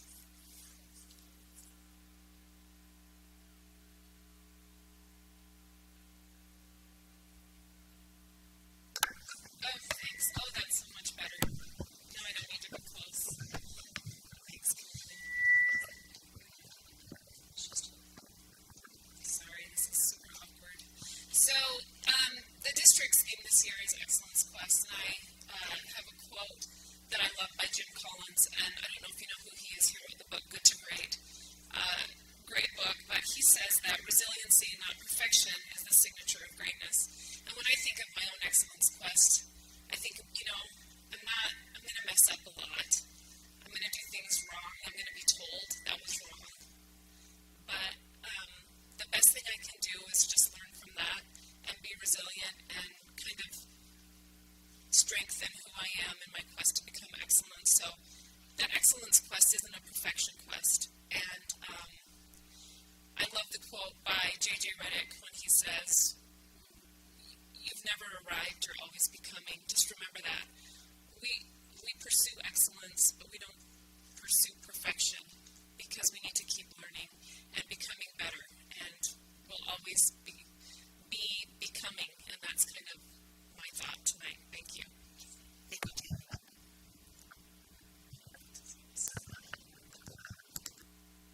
Okay, we're going to do some recognitions tonight. This is one of our favorite part of the board meeting. We love to recognize accomplishments of teachers, support professionals, parents, students, and we know that you all come with your families. So here's the way we're going to do it. With the RISE Awards, we're going to call you up, and so you come up, and we'll read the statement about you, the description of why you were nominated, who you were nominated by, and then you stay here. And then when everybody has come up, then we'll take pictures, and then you'll all shake our hands, and then families will also have a chance to take pictures because we know you really want to get pictures of this moment. So we'll do it. We'll call you up one at a time, but please just stay here until the pictures are taken. And also, we want to acknowledge all the families who've come to support their nominee today, because we know that no one does this in isolation, that the time spent at school is time spent away from family or with family, and we appreciate so much the support that you give to all these individuals. So, the awards that we have are called RISE Awards. This is remarkable, inspiring, selfless, and encouraging. And these awards are given to people who have been nominated by someone at their school. It could be a student, it could be a parent, it could be another teacher, it could be a support staff person. So let's start with Stacy. Excellent. So our first honoree is Ryan Ramos. So I'd like to invite Ryan and Amberly Meeker, Megan Tyson, Shelley Van Horman, Heather Keatley, Carrie Cooper, and Brady Rowley to come up. It's like an all-star team. And he was nominated by Amber, who is another teacher. Amberly wrote, "Mr. Rad, as the kids call him, is one of the best teachers we have ever had. He taught my older daughter 3 years ago, and I am thrilled that my son gets to be in his class this year. He makes every student feel special and takes the time to make everyone feel so loved. Earlier this year, he came to support my son at his football game on a Saturday. It made him feel so special to have Mr. Rad there cheering him on. He cares about the mental and emotional health of each child. He teaches the kids how to be decent humans just as much as he teaches them math or science. He is the best."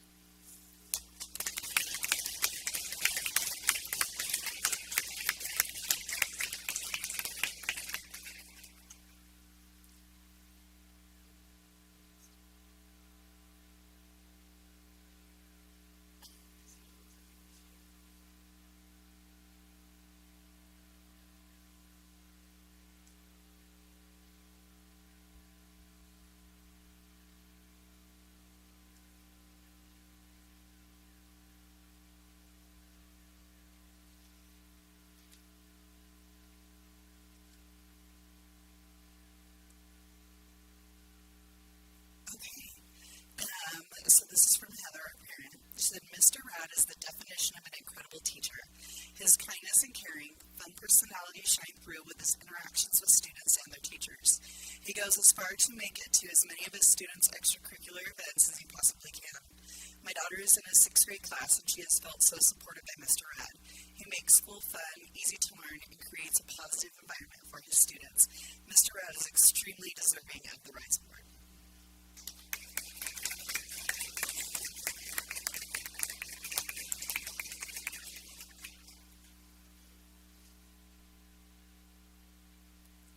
Our next Rise Award goes to Kathy Loveridge. She's a secretary at Thunder Ridge Elementary, and we'd like to invite Kathy, along with her nominators, Alice Kipp, Jenna Smith, Erica Groneman, and Andrea Durant, Principal Jeff Shirley, and Supervisor Elizabeth Wilson to come forward for the recognition.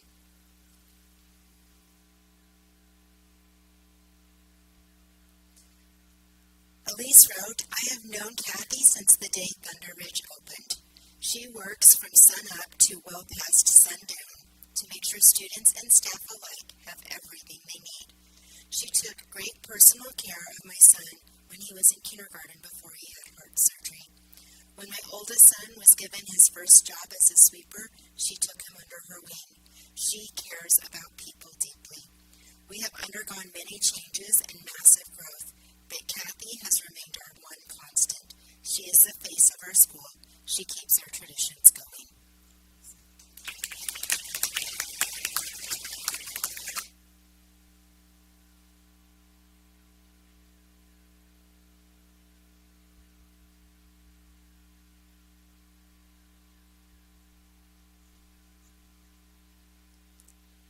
Next, we'd like to honor another secretary, Gigi Pass, from Westmore Elementary, and nominated by Marianne Nielsen, a parent.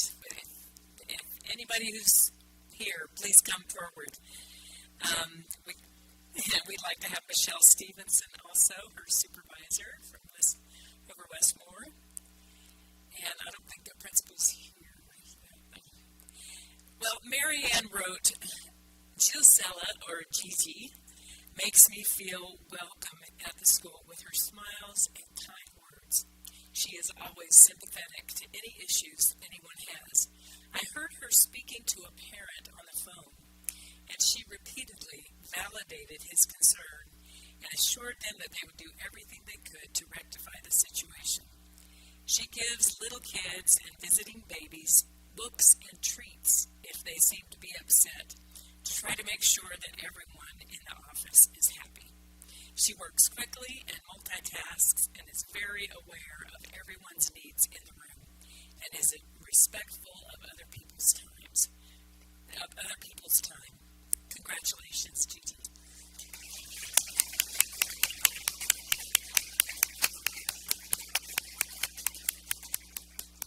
Okay, next up we have Emily Hollum, and she's a teacher at Greenwood. She was nominated by Chantel Johnson, who's a parent, so we'd love for Emily and Chantel, Principal Dodd, and Michelle to step over.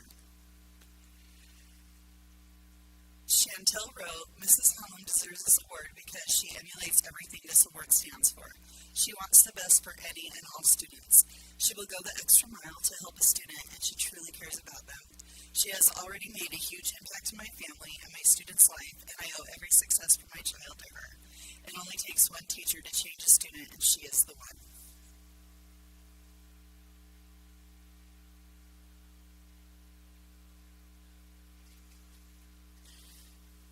Ashley, come forward. Okay, so next up we have Ashley Sayre. We want to invite Ashley along with nominator Randy Hansen, Principal William Shoemaker, and Supervisor Elizabeth Wilson for the recognition. Randy wrote, Mrs. Sayre is amazing in all aspects. Her amazing personality lights up a room. Every student she teaches loves her. She taught my son and did more for him in 1 year than anyone else has. He came into second on the kindergarten level and ended the year at grade level. She is incredibly special, and her personality lights up a room and leaves a smile on everyone she has contact with. Mrs. Sayre is an amazing person and deserves to be honored.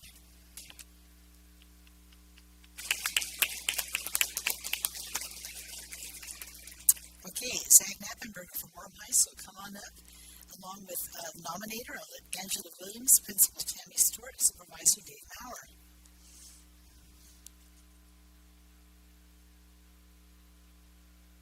Angela wrote, Mr. Knappenberger showed an amazing amount of respect for my son.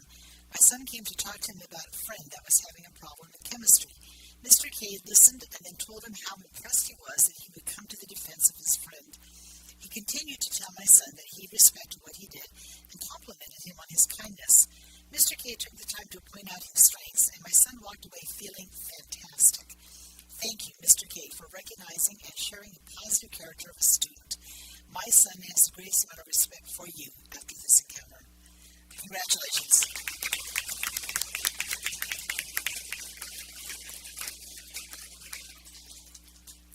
Okay, now for the photo, let's just have the 6 RISE nominees come for the photo.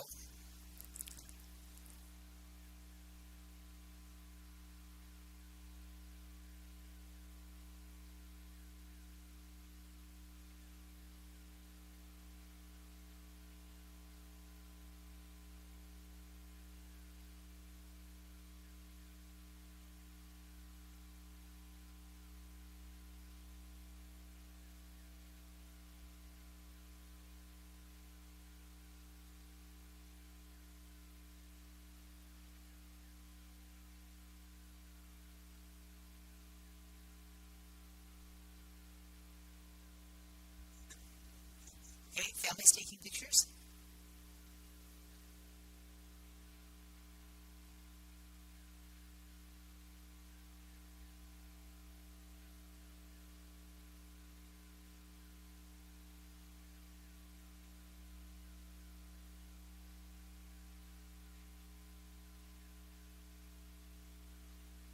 Okay, now if the nominees would just come and shake hands on the board, just right here.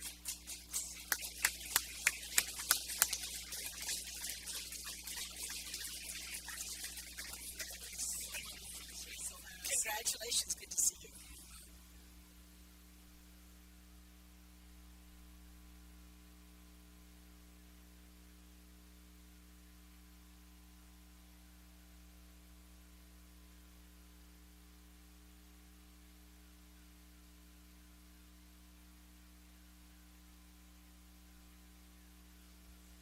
We'd like to have the family of all of these nominees stand so we can recognize you.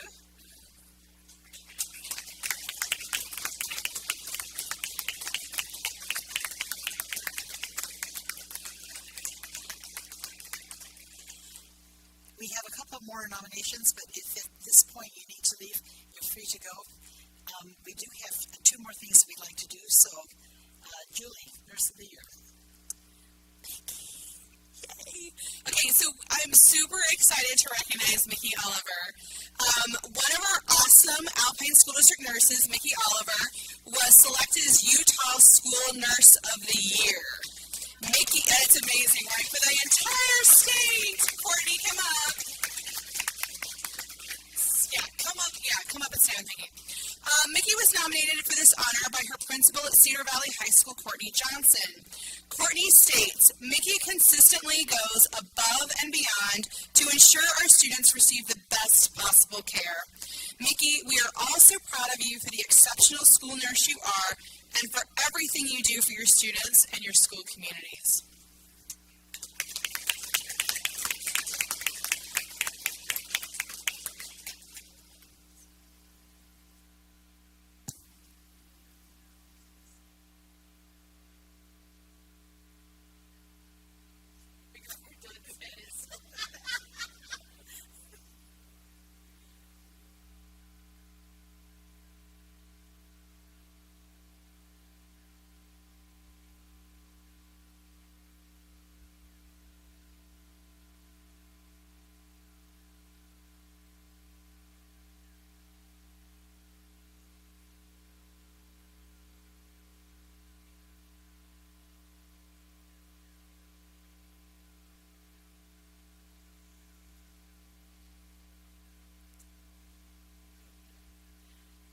Lastly, but certainly not least, we would also like to honor some state champions from various schools. Award certificates have been sent to these schools to be given to the student athletes and band participants during their recognition ceremonies. So tonight we'd like to acknowledge Mountain View High School's 4A Girls Cross Country Champions, Mountain View High School's 4A Boys Cross Country Champions, go Bruins, Lone Peak High 6A Girls Cross Country Champions, American Fork High 6A Boys Cross Country Champions, Orem High 4A Volleyball Champions, Lone Peak High School 6A Volleyball Champions, and American Fork High 6A Band Overall Champions. Let's give these kids a round of applause.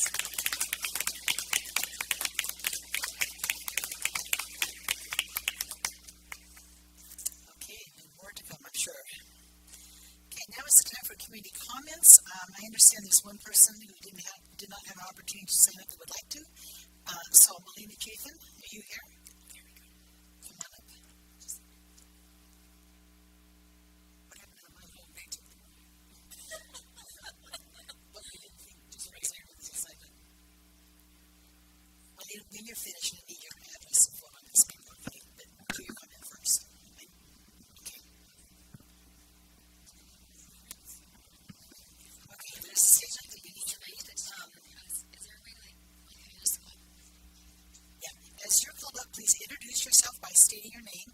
You'll be given 3 minutes to speak. While the board does not engage in a discussion during the public comment period, they may arrange for a staff member to communicate with you later. Personnel issues are not appropriate discussion items for an open meeting environment. If you have a personnel concern, please contact a member of the administration or put your concerns in writing and address it to the Board of Education. Okay, Melanie. Thank you so much. So I wasn't planning on getting up here, but I just noticed on the action items that policy 1330 was up for renewal, and I just wanted to say that sometimes our policies, they have unintended effects and implications for our children with special needs. In the case of my own son, this specific policy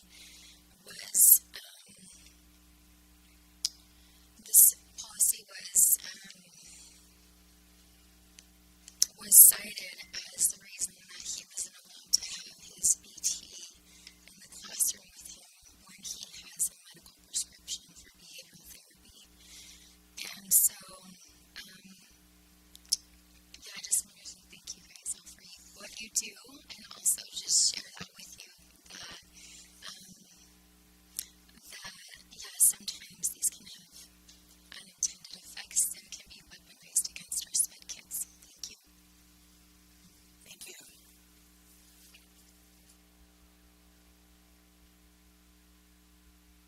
All right, we need to have approval of the minutes. Do I have a motion to approve the minutes? Move that we approve the minutes. I'll second it. Okay, we have a motion by Mark and a second by Sarah to approve the minutes. Is there any discussion? All in favor say aye. Aye. Any opposed say nay. Okay, the minutes have been approved. Dr. Farnsworth.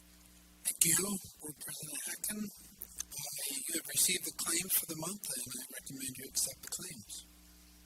Okay, do I have a motion to accept the claims? I move that we accept the claims. Okay, and a second. Motion by Julie, second by Aiden. Is there any discussion on the claims? Seeing none, let's vote. All in favor say aye. Aye. Any opposed say nay. Okay, the claims are accepted. Dr. Farnsworth. Yes, the next item is routine business you've received for this board meeting, and I recommend your acceptance of the routine business.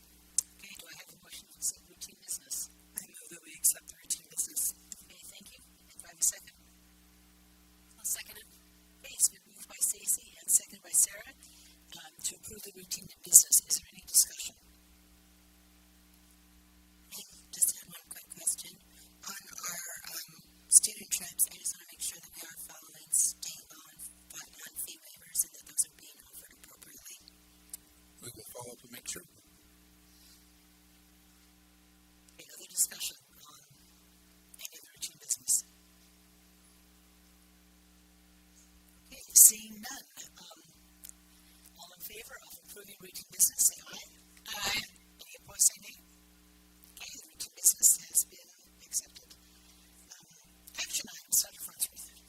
first action item we have is the fiscal year 2023 annual comprehensive financial report. We were treated in study session to a review of the annual financial report. I appreciate Jason Sundberg and his team, and we'll turn a little bit of time over to him, but we recommend that you approve that annual comprehensive financial report for fiscal year 2023. Any comments? Jason first. Yeah, we had a great discussion on that in the study session and in our finance committee meeting and the audit committee this morning. Great work from our team. I want to recognize Robert Boyer, our director of accounting. So much work that he put into that, a great presentation today. Also, a lot of assistance and help that he had from our assistant business administrator and director of budgets, B2B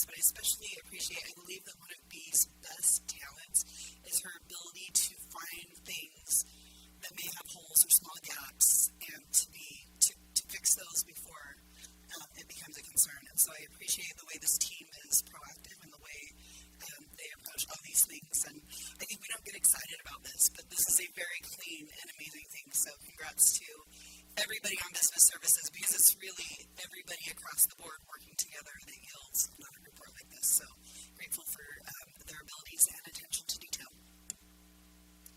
I just wanted to add, I also serve on the finance and audit committees, and just had an appreciation for the standards that you are also called upon to adjust to according to your professional organizations. And it's kind of like we as a board have to respond to legislation every year. They also are responding to increased rigor in the standards.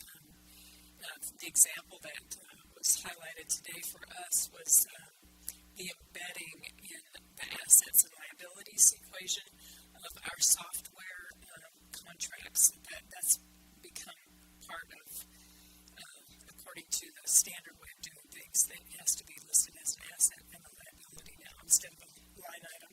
Is that accurately? That's great. State that. So anyway, 101 standards is that's what they're required to check all those boxes, and that's dramatically increased in the last 5 years. So we appreciate you helping our team keep on top of the best practices. So thank you. Any other comment? Yeah, I would just like to thank the team for not only putting together the annual comprehensive report, but also putting together the popular one, where they put it in language that us non-auditors can understand and really see the transparency of the financial transactions in the district. So thank you. I just wanted to communicate, once again, gratitude for everybody at Squire, for Kyle, for Thomas, as well as our business services team. And then also our financial secretaries at the school level, because really, they're the ones kind of where the rubber meets the road to make sure that they're actually following all the internal controls and things like that. So very appreciative of, the increased training that's happened. And then I think one of the things that's good for the public to know is that this audit is not just that there are specific things we look at, that you guys did 23 school visits, that there were dynamics where federal programs were looked at very specifically. They looked at, state dynamics as well as internal controls, and that all of those pieces came back with a clean opinion. Very, very impressive. So huge shout out to our team in business services, to all of our financial secretaries who are kind of doing the day-to-day, and then we just appreciate the partnership with Square. One other comment. This audit is really significant in terms of the fact that we have a AAA bond rating with both Moody and Fitch. And for us to get a clean report year after year is very important. It's very impressive, and it's very comforting to the public. So thank you for your efforts. Are there any other comments? All right, seeing none. We had a motion by Stacy, second by Julie, to accept the annual comprehensive financial report. All in favor, say aye. Aye.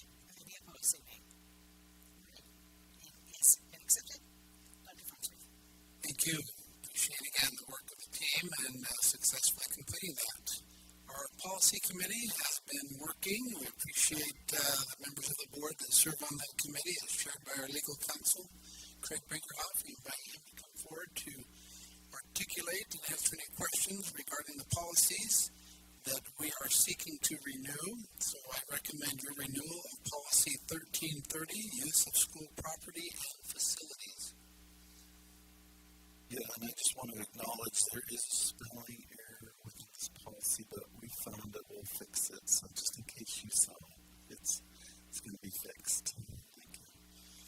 Let me just talk briefly about some of the things that were done in this policy. So first of all, this was a policy that did not previously have a statement of policy, and so we added a statement of policy to this. Some of the other edits that were done is we removed some specific calling outs of, for example, religious entities. We don't treat religious entities any different than any other entities.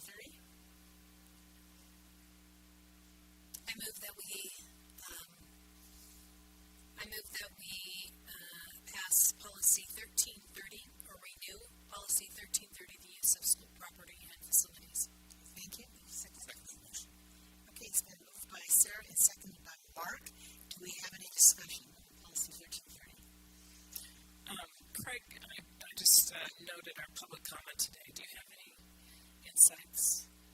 So I'm not aware of the specific incident that was being discussed or mentioned, and so I can't really speak to that. But as I mentioned, the intent of this policy is more about rental use and leasing of our facilities, government entity use. So like for polling places, things like that. One thing that we did add to this policy to help clarify is we included a priority list of scheduling. So that priority goes following school and related programs, school-sponsored club use, government or non-profit use, non-school affiliated athletic usage, and then private for-profit use. So our priority is the school and their programs and usage of those facilities, and then if there's room in the schedule, then other government or non-profit usage, and then from there, non-school affiliated and private for-profit. So I don't know if that really answers the question, but we tried to set it up in such a way that the school gets first dibs on the property language, I don't know if that's appropriate words, but they get first refusal for the calendar, and then it kind of goes down the list for other government entities or nonprofits. And finally, if we still have availability, then we would lease out to private or for-profit use. That's kind of the intent of this particular policy.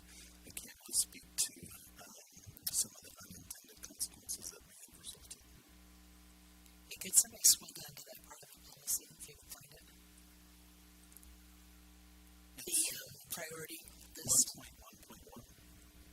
Keep going. It's under rules and regulations. Yeah, keep going. Keep going. There it is. We talked about it today at meeting.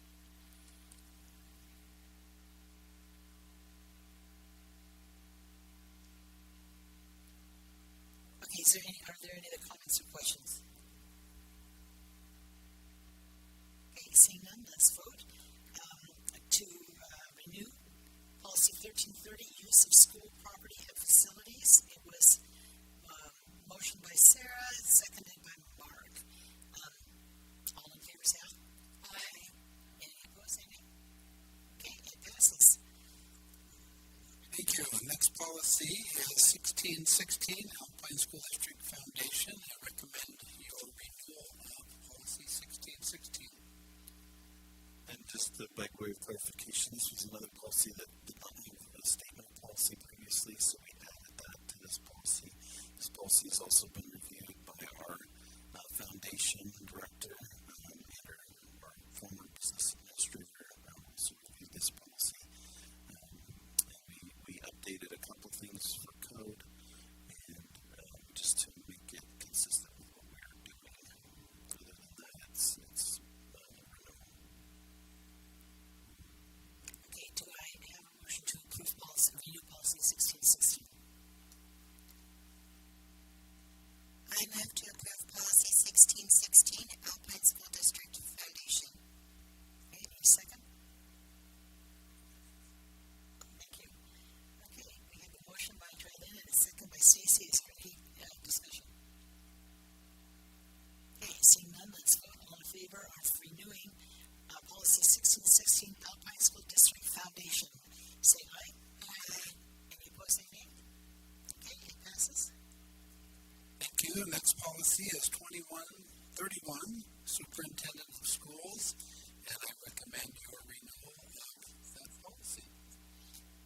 With this policy, we did a couple things. Number one is we made this policy gender neutral. We understand that not all superintendents have to be a man. So we made it a gender neutral policy. We also updated a couple things with new code in this policy, and I believe that there's a potential amendment for additional language to be changed to be consistent with current code as well. Okay, I need a motion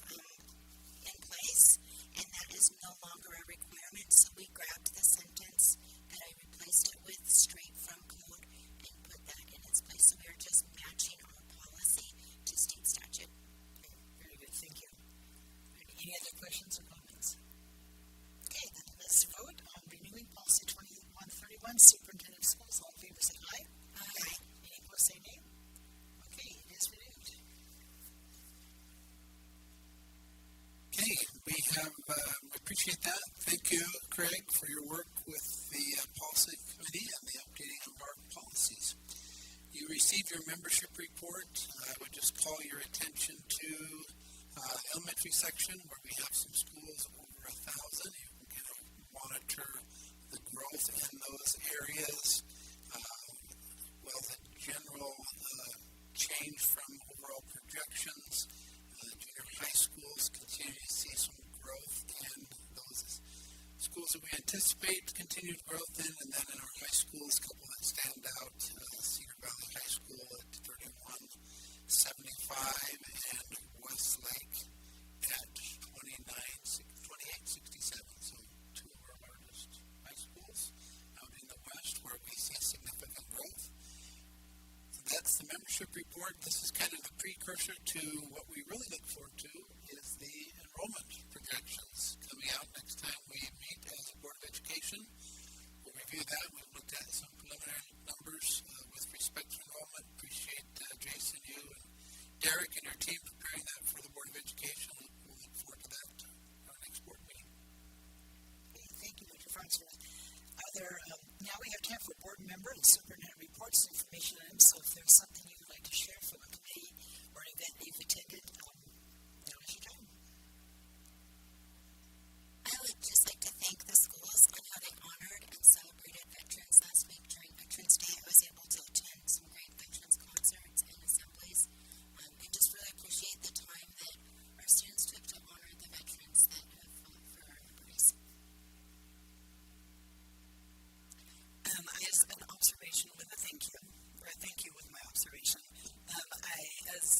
over the past few years, I think I have observed kind of an evolution of how our parent members approach their role on SCCs, and it has been really fascinating to watch how questions have evolved, and like the accountability they want in place, and they want to make sure that they're doing things that are truly benefiting the students and in line with the teachers. And I just think it's, as I've looked back over the last several years, I very much appreciate the care and intention with which our parents on those SECs approach their stewardship of those funds. And I think it's just a very cool thing to know that people are so invested in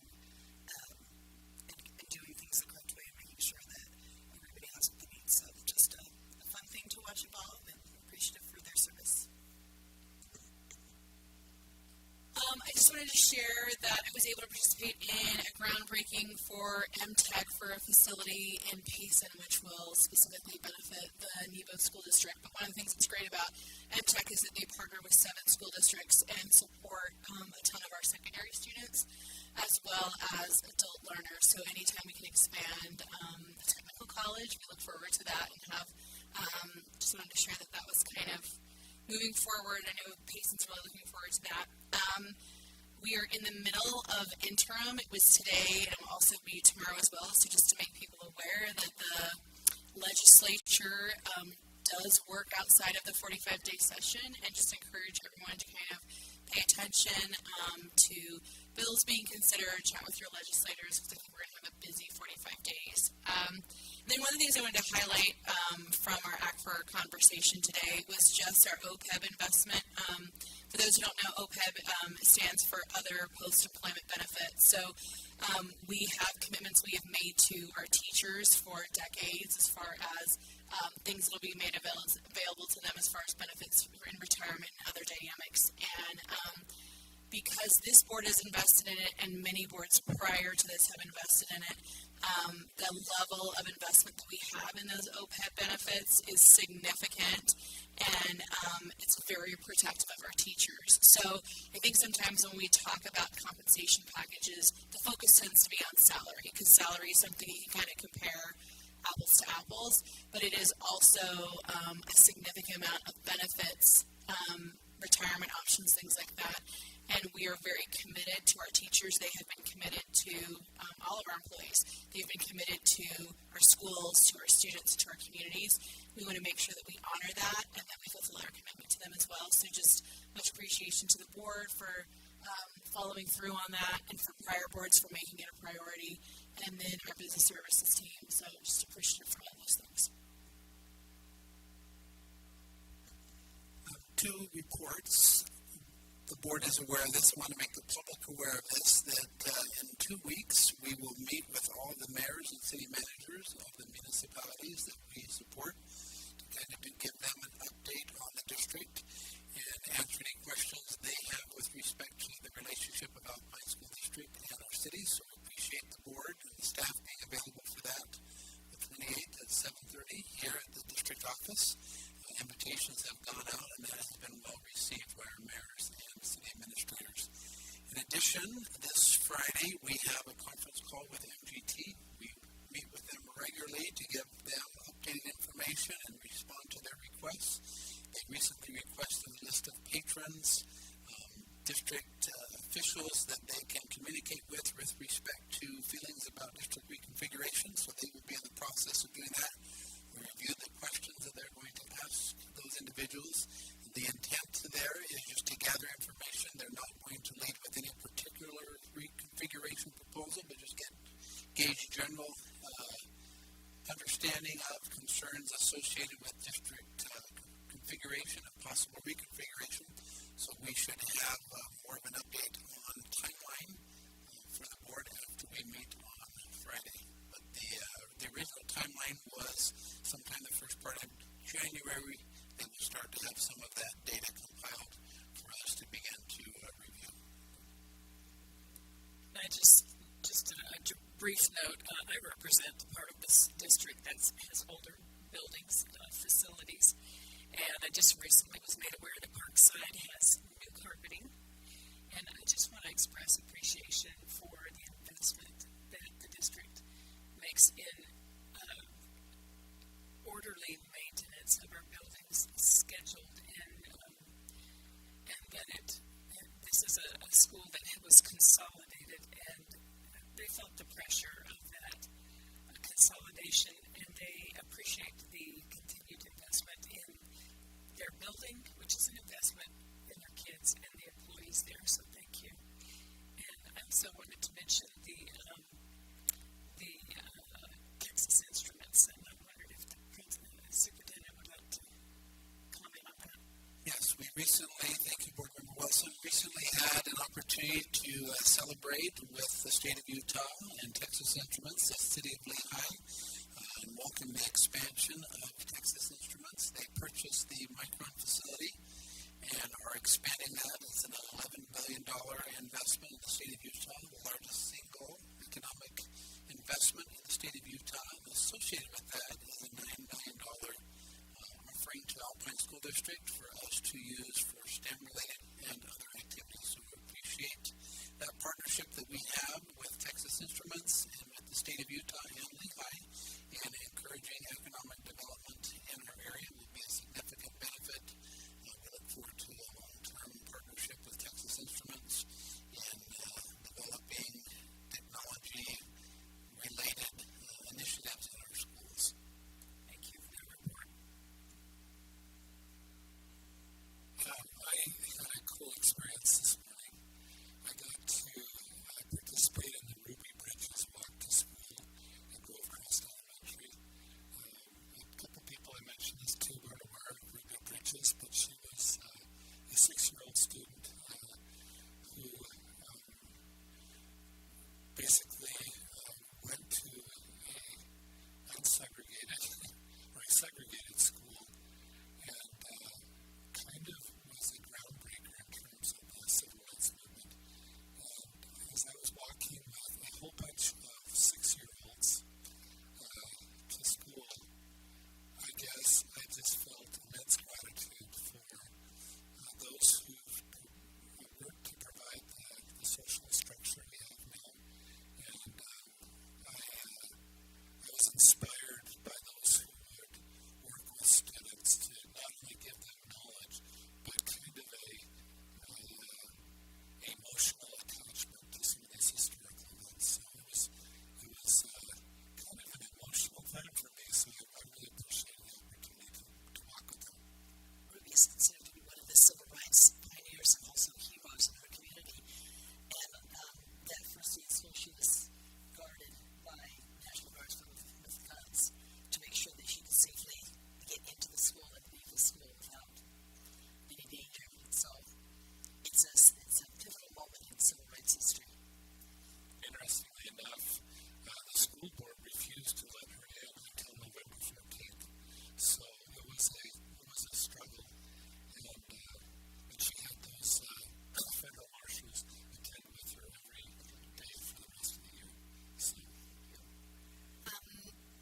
one thing that's been kind of fun this last month is just to celebrate all the state championships of our different areas and schools. And I just wanted to give a shout out to Lone Peak girls. Out of all their state championships at Lone Peak, 15 of those were earned by the girls at Lone Peak. And they have some tremendous programs there, and the girls have done amazingly well. I just have one more because I know there are tons of people listening online, so I'd like to extend my personal invitation for everybody to go see Frozen at Sky Ridge. I think in general all of our schools do great shows, but this is like next level extraordinary. There are only one school chosen in every state to be able to do this, so it was kind of a major accomplishment to even get the show to the school. It's also the first non-touring Frozen to come to Utah, so tickets are legitimately like selling out, but it's an extraordinary, phenomenal show, and I think everybody should go see it because it's just fantastic. Okay, so everybody please go support it. Okay, thank you. Wait, you forgot the most important part, but you're not allowed to sing along.